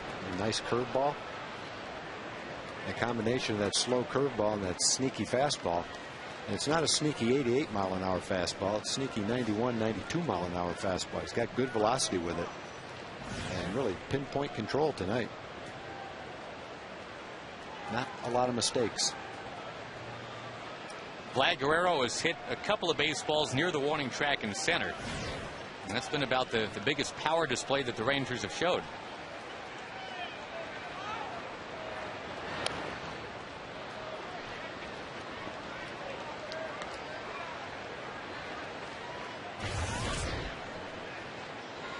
And again with Cliff Lee tonight, certainly not a situation where the pitch count will be a problem. He's thrown fewer than 7 innings just once all year.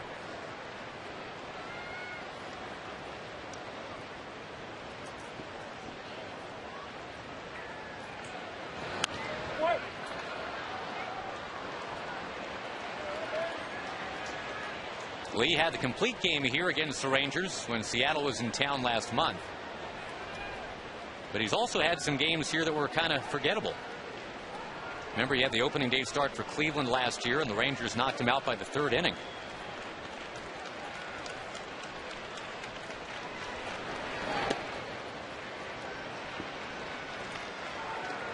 And you mentioned earlier, Tom, I mean, and this is not to offer up an excuse or anything like that, but it just simply is in play. The guy traveled all day. It's very unusual for a pitcher to do that. Fly 3.5 hours, land, meet your teammates, and pitch.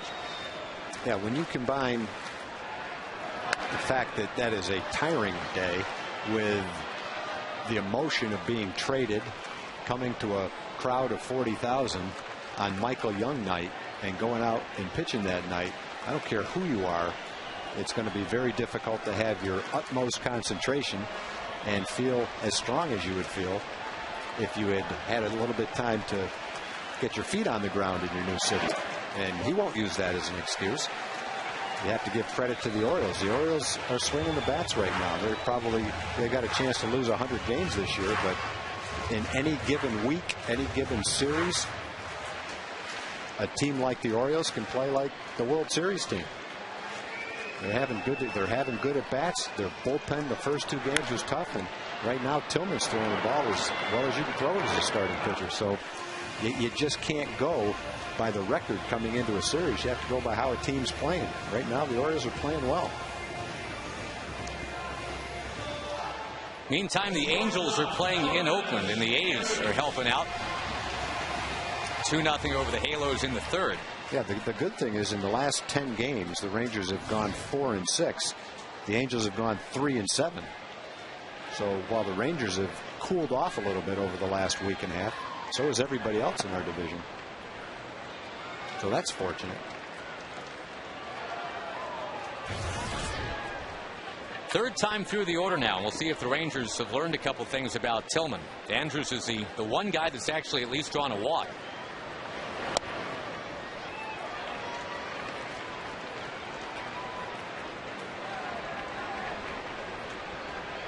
Again, the Rangers hitless in their last 24 at bats now, going back to late in the game yesterday, or technically early this morning.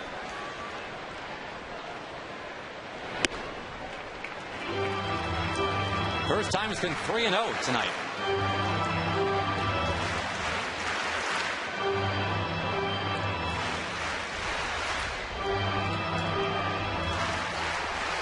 The saving grace might be getting to that Orioles bullpen as soon as you can. Again, that Orioles bullpen, even though it's been solid for these first couple games, that's a worn out group.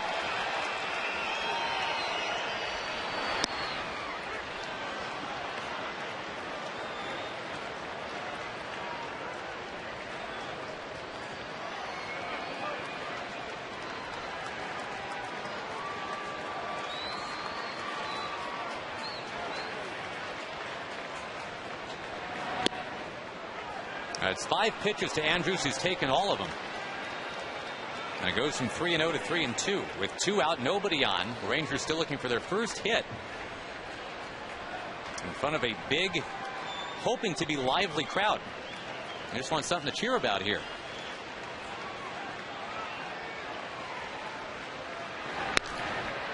To right field, and they're not cheering yet. It's a no-hitter through 6. For the 22-year-old Chris Tillman, stealing the thunder of Mr. Cliff Lee so far.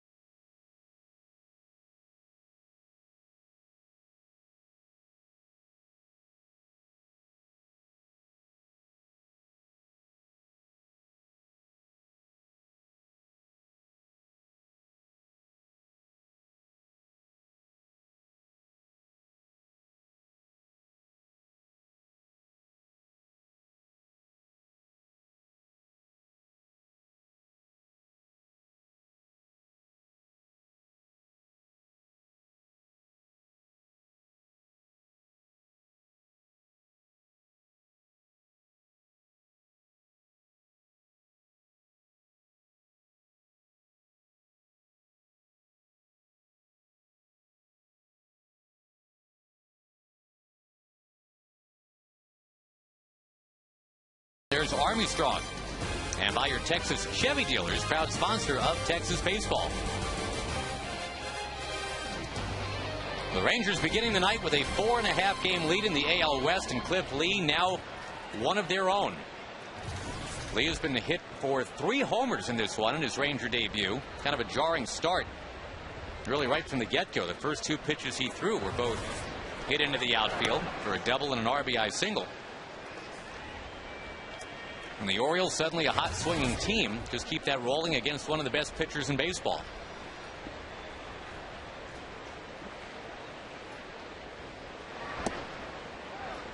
All of that may fade to story number 2 when you pick up the paper tomorrow, because the Orioles guy, Chris Tillman, no hits allowed through 6 here in Arlington. On the ground to short for Elvis Andrus, and Tatum is out number 1. 70 pitches for Lee. That's it. He's working in the 7th inning.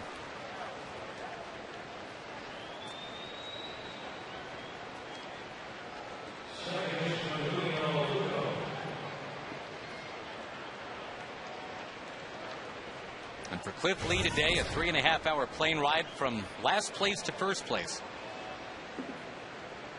Justin Smoke, as we've talked about, is a key player going the other way in the deal. And Tom, you were on this one yesterday. I mean, it's looking more and more like what's become real clear is that that's the guy Seattle had targeted, not just with the Rangers, but all the conversations with other teams. When Smoke became available, they said, all right, we're ready to deal. Yeah, Jack Zarincic said obviously when you're going to trade Cliff Lee, there's going to be 20 teams right off the bat that you know you're not going to be compatible with. They're just not going to make that kind of a trade. And so you identify the teams that could possibly be in the market for Cliff Lee. And then you decide what you need, an offensive player, and who has those offensive players. And nice. So I think what they did was they identified players from all those teams. And Jack Zarincic said there was 6 young players, offensive players, that they targeted.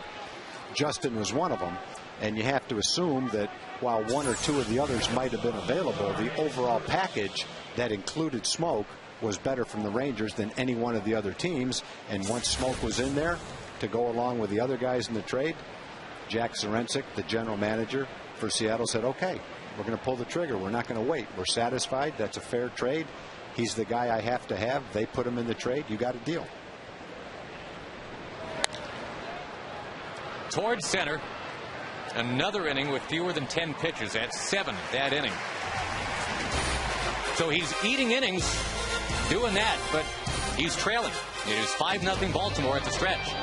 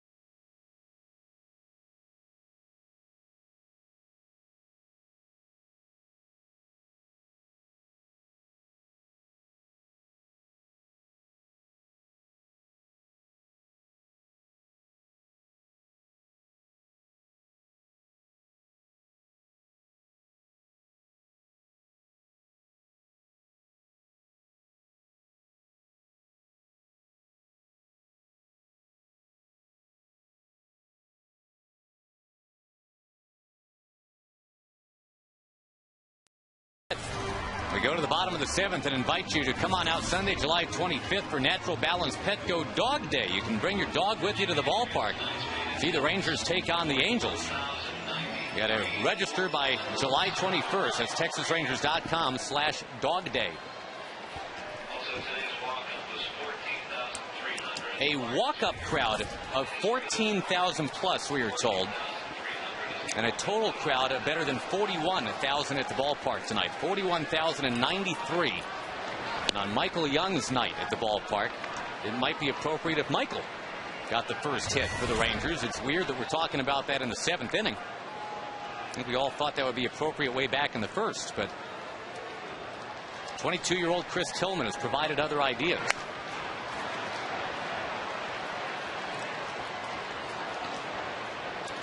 The pitch count for Tillman is at 92. Lee is through 7 innings at 75. But he is trailing by 5.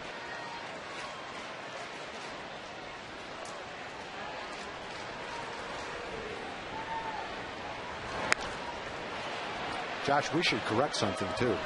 Cliff Lee got to the ballpark today around 5 o'clock, but he actually got to Arlington last night. So he did make that flight last night. We were wrong when we said he flew day of the game. He actually did come in last night. Not sure what time he arrived, sometime after midnight. Doesn't minimize the travel and the emotion of being traded and your first start against a big crowd, but he actually was here last night. He did not fly day of the game. Breaking ball strikes out Michael Young. Well, thanks for getting that cleared up, Tag. Appreciate it. Yeah, they were trying to get him on that that last flight out last night, that 5:30 flight from Seattle. I think that's the one he got. That's a good curveball right there by Tillman. The Rangers have never been no-hit in Arlington. The 3 times they have been no-hit. Jim Colburn did it to him in Kansas City. Mike Witt had the perfect game out in Anaheim. Or check that, Mike Witt was here, wasn't it? Mark Burley was in Chicago. That was the old ballpark. But never in this ballpark. Not in this ballpark.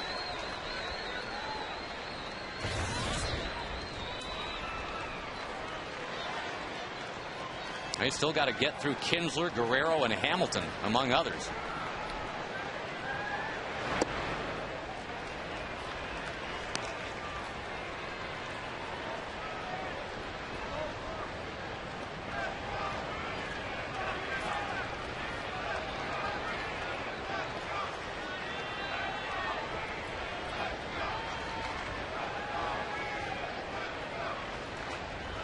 Kinsler breaks it up with a base hit into left.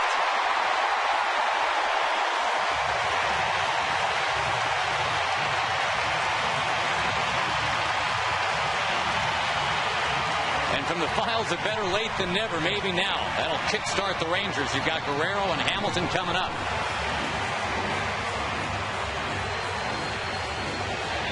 Well, you know the kid's got to be pitching well when already this season at the highest levels of the minor leagues he's thrown a no-hitter and a one-hitter. And then comes back to the big leagues with this recall and featuring a one-hitter right here in the 7th inning right now. Pretty impressive. Guerrero to right field this time. And it's curling away, but caught on the run by a very good defensive outfielder, Nick Markakis.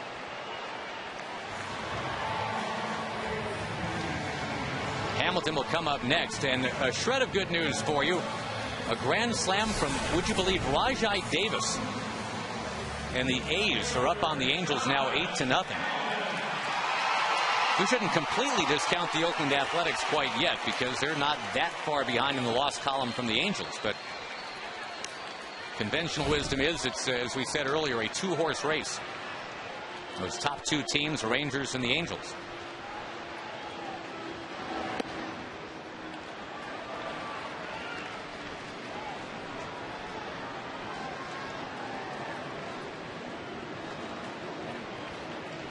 I guess you got to give Mike Griffin, the pitching coach at AAA Norfolk, some credit, because whatever he did to help smooth out the wrinkles of Chris Tillman,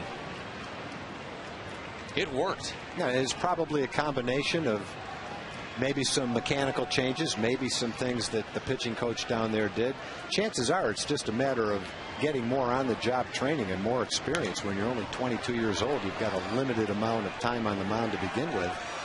And sometimes it just takes a while to command your pitches. And let's face it, he's 22 years old right now. It hasn't taken him a whole lot of time to become pretty accomplished in this ball game anyway.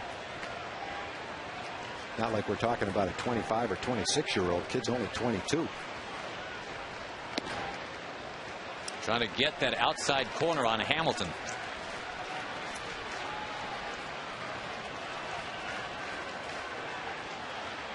Josh has hit safely in 31 of his last 32 ball games.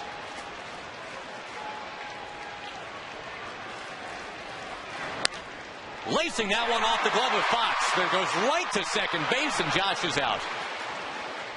Rangers finally got a hit, but they couldn't catch a break after that. The no-hitter is gone, but the Rangers are still being shut out here tonight, 5-0.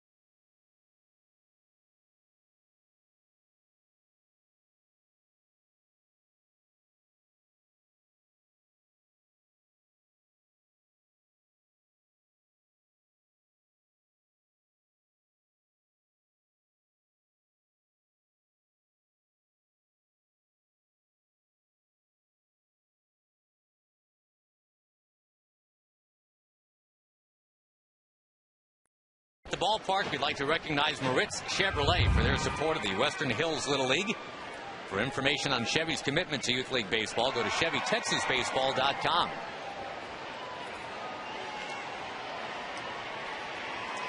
Cliff Lee's Ranger debut. Again, a jarring start to it, as we said earlier, as the first two batters of the game on the first two pitches of the game got base hits. It all started with this guy, Corey Patterson. And boy, the Patterson family this year, Tag, has been wearing out the Rangers. Eric Patterson had a couple of huge games for the Oakland A's against the team. Older brother Corey, the last 3 nights has been huge. Going to be out here, though. He had an 11-pitch at bat against Cliff Lee in the 5th inning. Imagine if that hadn't happened. Imagine if that was, say, a 3-pitch at bat. It'd be less than 70 pitches for Lee tonight now in the 8th inning.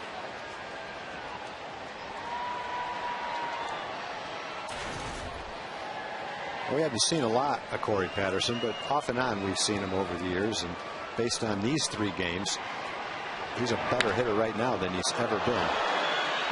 We know that Cliff Lee can field his position now, too. Only 1 strikeout, but as usual, no walks. He's now at 6 walks for the year with 90 strikeouts. A 15-to-1 ratio. And you said it earlier, Tom, the next best in the league, the major leagues, is about 6.5-to-1. He's at 15-to-1. How about this behind the back? That's headed right up the middle for a base hit if he doesn't backhand that ball. A break for Miguel right there.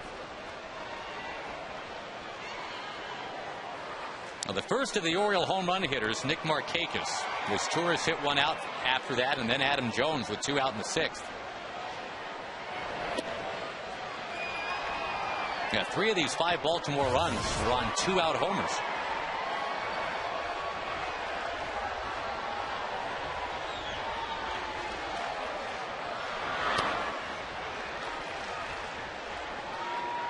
We're talking about Lee leading the league in ERA tag, and that is no way related to where he was pitching at Safeco Field. That is a pitcher's park, but he's actually had better numbers on the road than at home so far.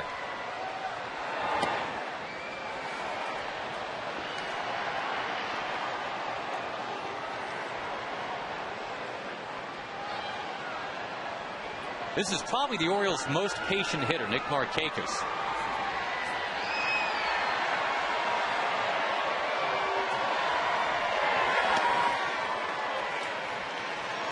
Lee has still not been to 3 balls on an Orioles batter tonight.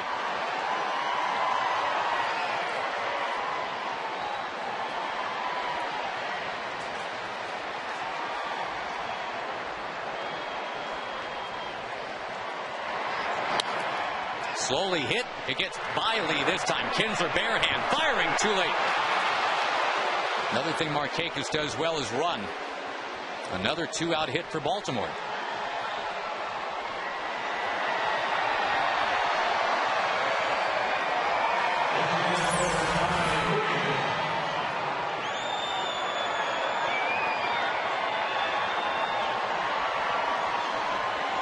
Nice play all the way around by Ian.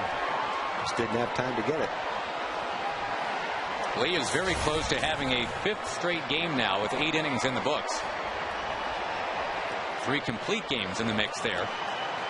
Yeah, on the season, he came in with 103 2/3 innings. One more third, and he would average exactly 8 innings a start this year. The thing about averaging 8 innings a start, he's doing it with less than 14 pitches an inning. It's not like he's throwing 120 pitches every day. Do you realize, Tag, if he happens to go the distance tonight, he'll have as many complete games as walks in 2010. That's pretty amazing. Right now he's got more wins than walks at 8-6.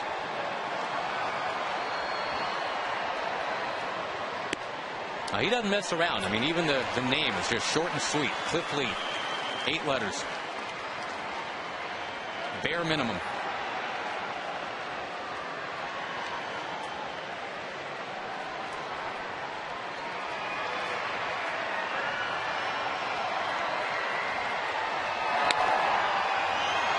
Still 2 strikes to Wigginton.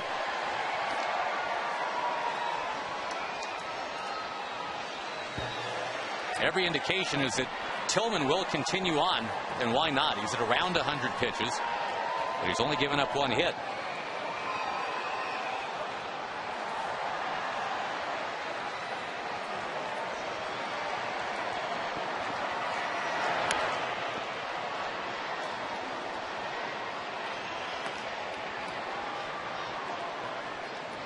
No qualifying pitcher since 1900 has ever had better than 11 strikeouts per walk. Right now for Lee it is 15-1.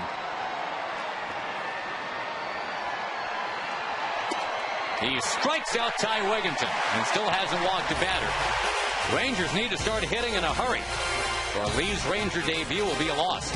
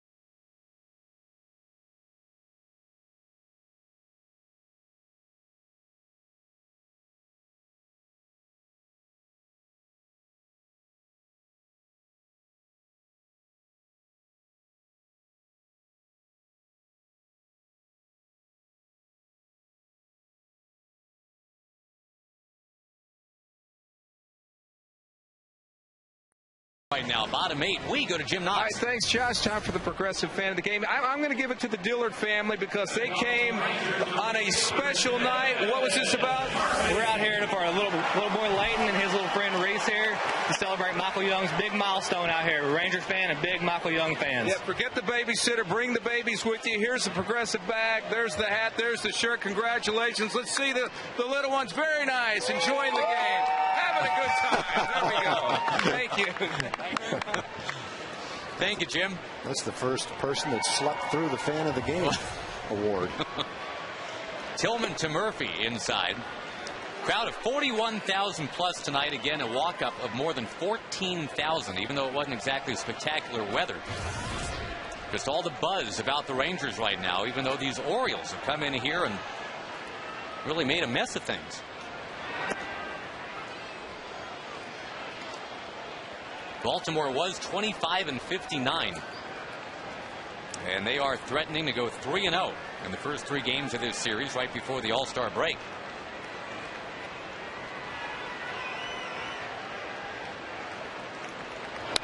Murphy bangs one towards center field. Adam Jones can't get it, and it skips away. Gets behind him. Murphy's going to tear around here. He's to second. He's going to third. Oh, Dave Anderson will hold him. It's a triple for David Murphy.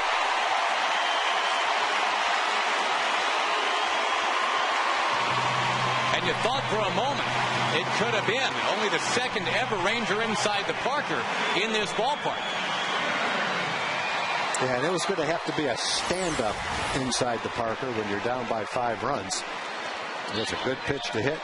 Tillman hasn't thrown a lot of pitches in that area. He threw that one right down the middle of the plate to David, who had a good swing at it, hit it hard.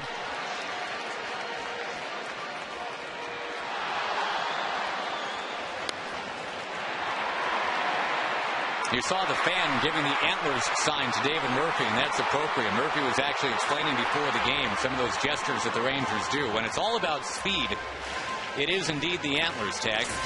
Because speed, is it? Yeah, when you've done something that's speed related, it's like you're running like a deer. Ah, okay. And that's where the antlers come in. If you just have done something productive like get a hit, that's where that claw I got you. comes in. But the antlers are for speed. And I asked David Murphy what happens if you get like the game-breaking infield single. And he had to do it both, one with each hand? No, he said, I have no idea. Hasn't happened yet? He got kind of flummoxed. They're going to score that, we're told now, not a triple. Single and an E8. So forget about Murphy's first triple of the year. Single and then the 2-base error on Jones. And by the way, that claw thing that the guys do, Ian Kinsler says that he calls it the spotlight. He makes his pop a little bit like, hey, you've just done something and you're in the spotlight now. The other guys are more about that claw, the long distance high five. Back to the screen, and it comes bouncing back. Murphy's going to score, though. It's 5-1.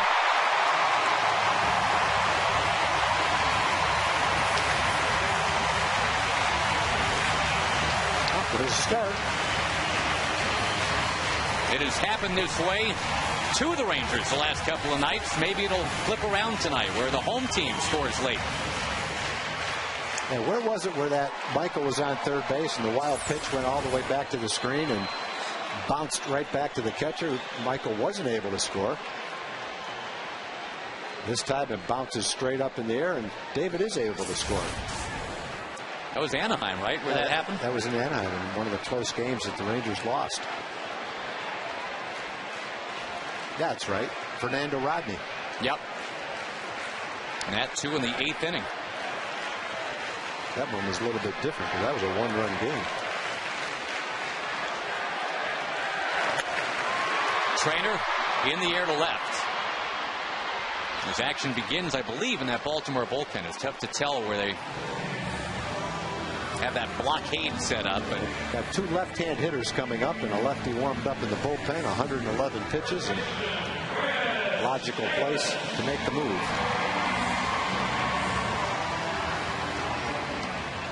Juan Samuel will head out there. And Chris Tillman, coming off a 1-hit complete game in the minors, comes up to the majors and as a 2-hitter through 7 1/3 here in Arlington tonight. He took a no-hitter into the 7th. But now finally the Rangers get to that Baltimore bullpen, and we'll tell you about the new pitcher when we come back.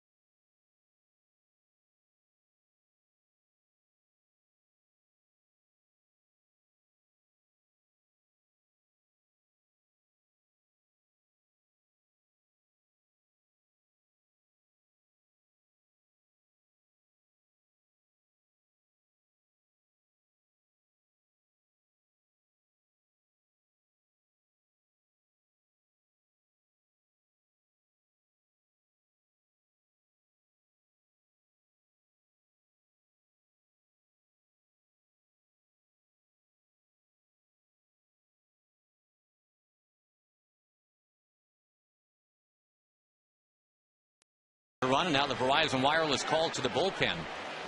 Hopefully this unlucky number 13 will doom the Orioles here. Will Omen, though, has been tough this year. The situational lefty will face Davis and Bourbon and then probably get the heck out of Dodge at that point. Yeah, Chris had the sacrifice fly in last night's game against Omen. Fairly long fly to left field.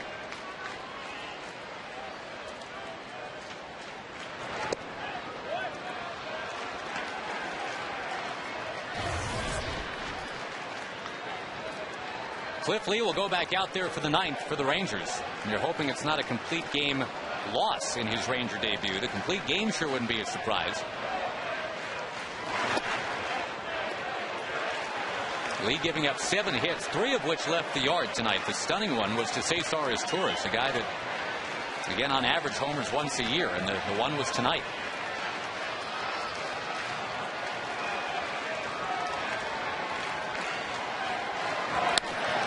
On the ground is short. And there is Torres, very sure-handed out there.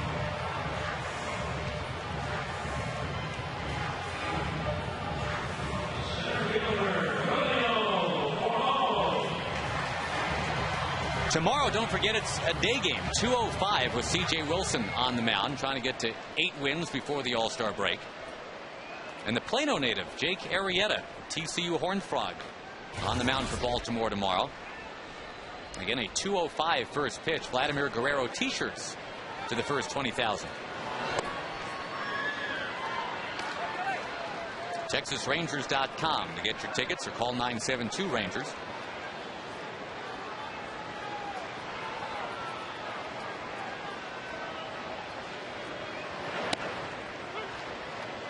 Rich Harden looks like he's going to be making a rehab assignment start tomorrow for Oklahoma City.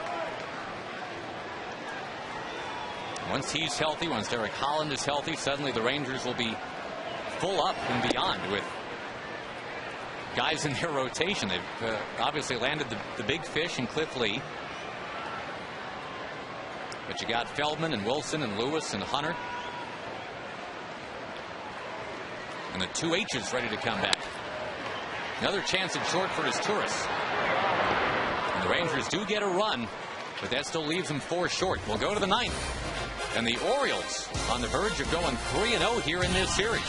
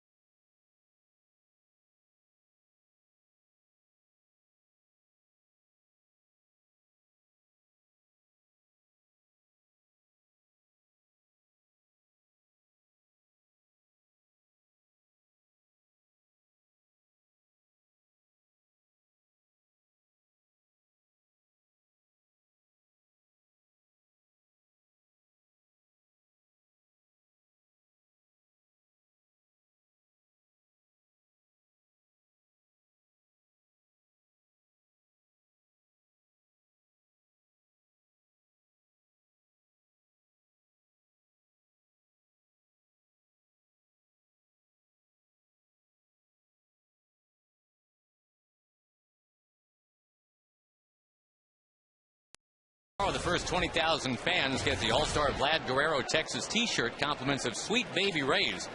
There's also Dreyer's Ice Cream Sundae. Kids 13 and under can get ice cream for just $1. 972 Rangers or TexasRangers.com are the two ways to get your tickets. In Cliff Lee's Ranger debut, only 21 balls, 67 strikes for 88 pitches total. He's going to give up his 8th hit of the game right here. Adam Jones, who homered earlier, will round first and come on back. Matt Harrison getting ready in the Ranger bullpen. Initially, he was going to be the starter tonight before the Rangers made the deal.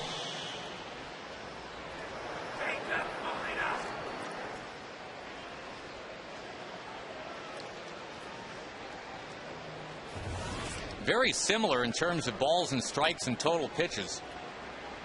When you look at the last time Lee was on this mound, almost exactly a month ago with Seattle. But the difference is he took a shutout into the 9th inning in that one. The Rangers, you might remember, almost won that game. It took a lot of energy from Lee right down the stretch of that one. Holding off a Ranger rally, furious rally. Young led off the 9th with a single. Kinsler singled. Hamilton beat out an infield hit. But the Rangers still came up a little short.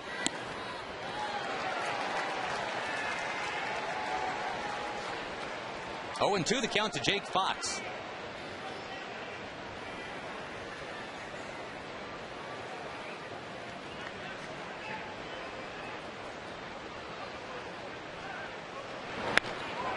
Boy, a little half swing, and this is going to find right field on 0-2.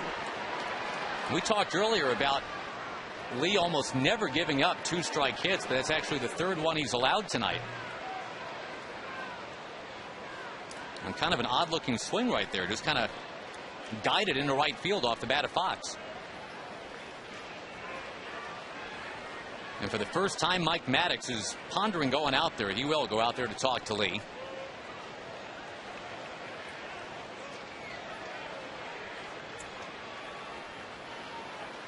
Well, we were, again, wrong initially when we thought that Lee flew in day of the game. He actually got in last night, but regardless of exactly what the travel arrangements were, it's been a whirlwind day and a half for him. When you find out that you've been traded, you have to fly in, you have to pitch, it's a huge crowd. That's not an easy assignment. I think he'd be the first to minimize that, but at the same time, has to be a little bit of a factor. Hasn't made all the pitches that he'd like to make tonight. But I still think the other side of it is you've got the Orioles right now at a period in time where they're hot. You know, they've got a little thing going within their lineup. They're swinging the bats pretty well. They're finding some holes. And they may leave here and not win for 2 weeks. But right now they're playing well. And you can't take away from the fact that that's what's going on. Not like the Orioles are playing the same type of game they've been playing all season long. They've kind of upped it a little bit in these 3 games. And they're spackling over some things that are unsightly. They've made 8 errors in the 3 games in this series, Tag, and they've got a chance to be 3-0. Yeah. They've had starting pitching that until tonight wasn't exactly what they wanted, but again, they're in a great position here. Chopper, that'll get a run in.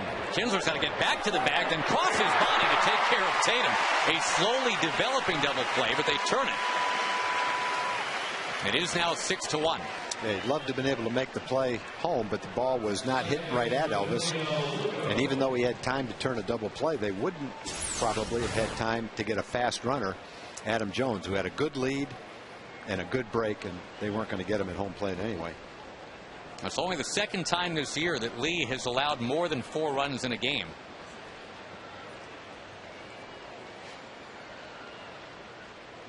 Baltimore is at 6 right now. Make the comeback a little tougher in the bottom of the 9th. He's at 95 pitches here to get through 9 innings. That in and of itself is real impressive, but obviously that's the important thing you're looking at right now. 6-1 Orioles. Bottom of the 9th coming up.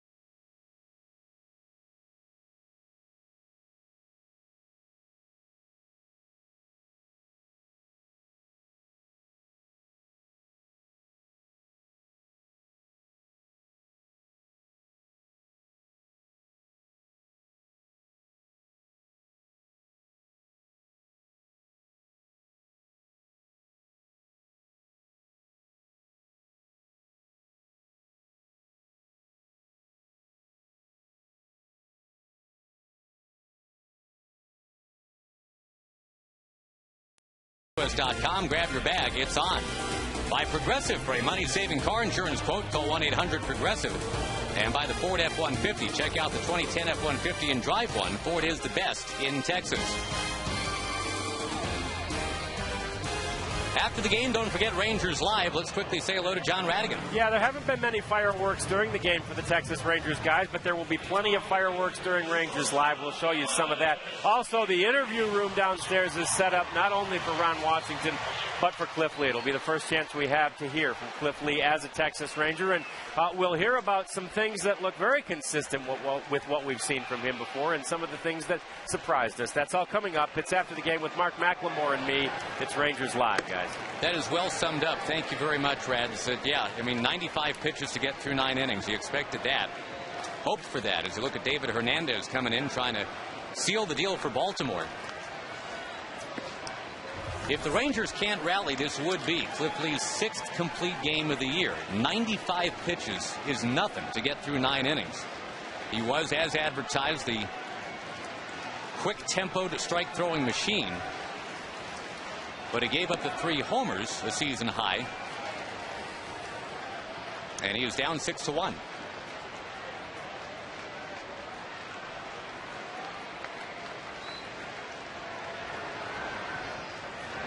Rangers haven't had a complete game loss since, of all people, Kevin Millwood last year. Millwood was supposed to be making the start for Baltimore tonight against his old organization. But because he's on the DL, young Mr. Tillman got the start instead, and Chris Tillman stole the show. Got a no-hitter into the 7th inning.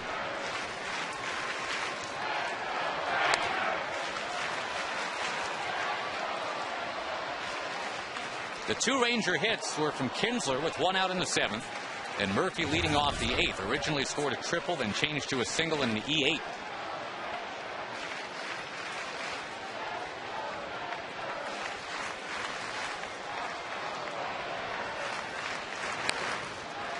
And again, Baltimore with 2 guys getting hurt during the game yesterday. 2 starters, Felix P.A. and Matt Wieters.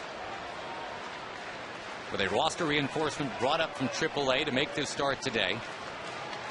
And with the worst record in baseball, they had positioned themselves, tip your hat, to go to 3-0 here in Arlington.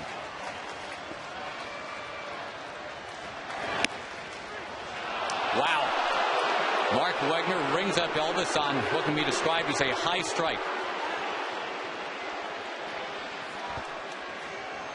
And a second straight hitless night for Andrews. Rejects the strike zone, shows you that might have been a little high. Yeah, that's a tough one there. That's generally a pitch an umpire won't call a strike. Close, though. I mean, it's a borderline pitch. On Michael Young's night at the ballpark tonight. It would be a weird thing indeed if this was a rare hitless game for Michael.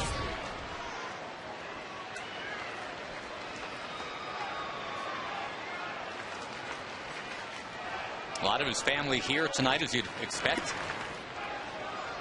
We don't often get a chance to see his brother, Eric. Boy, what a spitting image he is of brother Michael. A real nice ceremony before the game honoring Michael Young.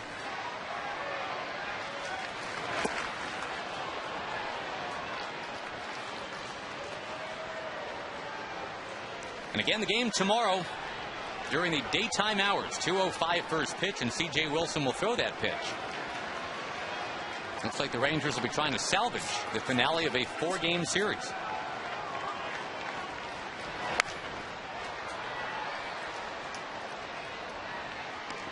After a 21-6 June, this is looking like a 3-7 start to July. But as you said earlier, Tom, the Angels aren't doing any better. Yeah, that's, I guess, the good part of it. No one in our division is playing very well. So if you're going to struggle, I guess now's a good time to do it. Get it out of the way, get a little break at the All-Star game, and then come back in the second half strong. Michael Young trying to beat this one out as Torres. Can't get it there in time. He does have a hit on his night. He hit it right to his former minor league teammate, who did his best but just couldn't get it there. Yeah, it became a little bit tougher play when it hit the side of the mound and kicked a little bit to the left. Torres had to backhand it instead of catching it in front of him. That took just enough time so that Michael could sneak in and beat out that slow roller. See it hit the mound right there.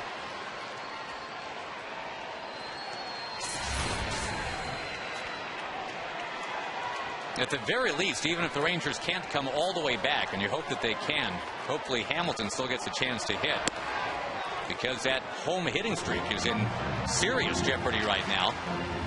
0 for 3 tonight. He is 1 game short of tying Al Oliver's all-time franchise record.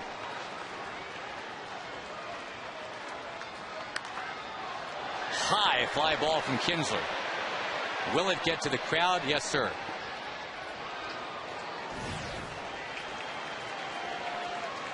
Hey, Angels, that's the problem right there. That's going worse than here. I'm told that Scott Kazmir is still pitching.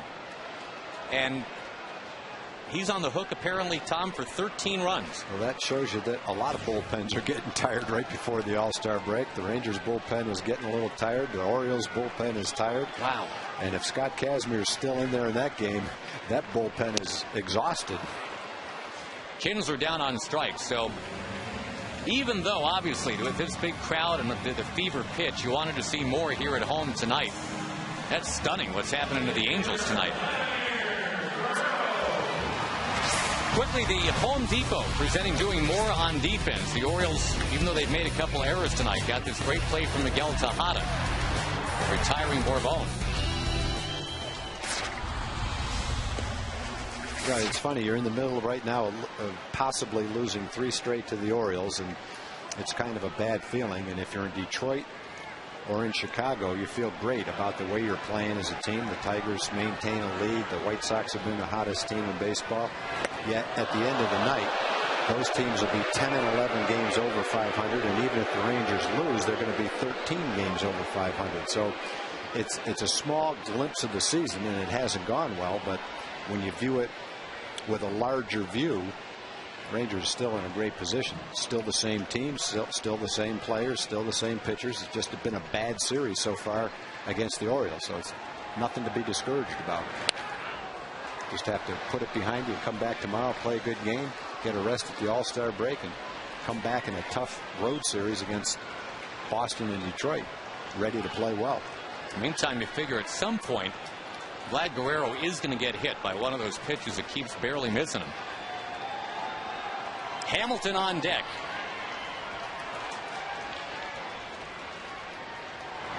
Vladdy hits it hard and through Tejada, so Hamilton will come up. A chance to prolong the game and his home hitting streak as well. Thank you, Vladdy. Well, Vladdy's hit the ball hard every time up. One was a high fly to center field. The one was a line shot in the gap in left center, run down by Adam Jones. The other was a line shot run down in right field by Markakis, and now just a bullet by Tejada for a base hit. Vlad's swinging the bat well. Heading to the All-Star game along with Josh Hamilton. Those will be the 2 Rangers starters. All right, 6-1, and this would have to be a stunning rally because there's only 1 out to work with. But well, we saw a stunning rally against us last night, so we turned the tables right here.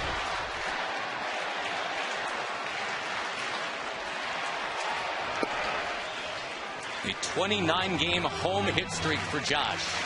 And he came in tonight leading the majors in batting average overall.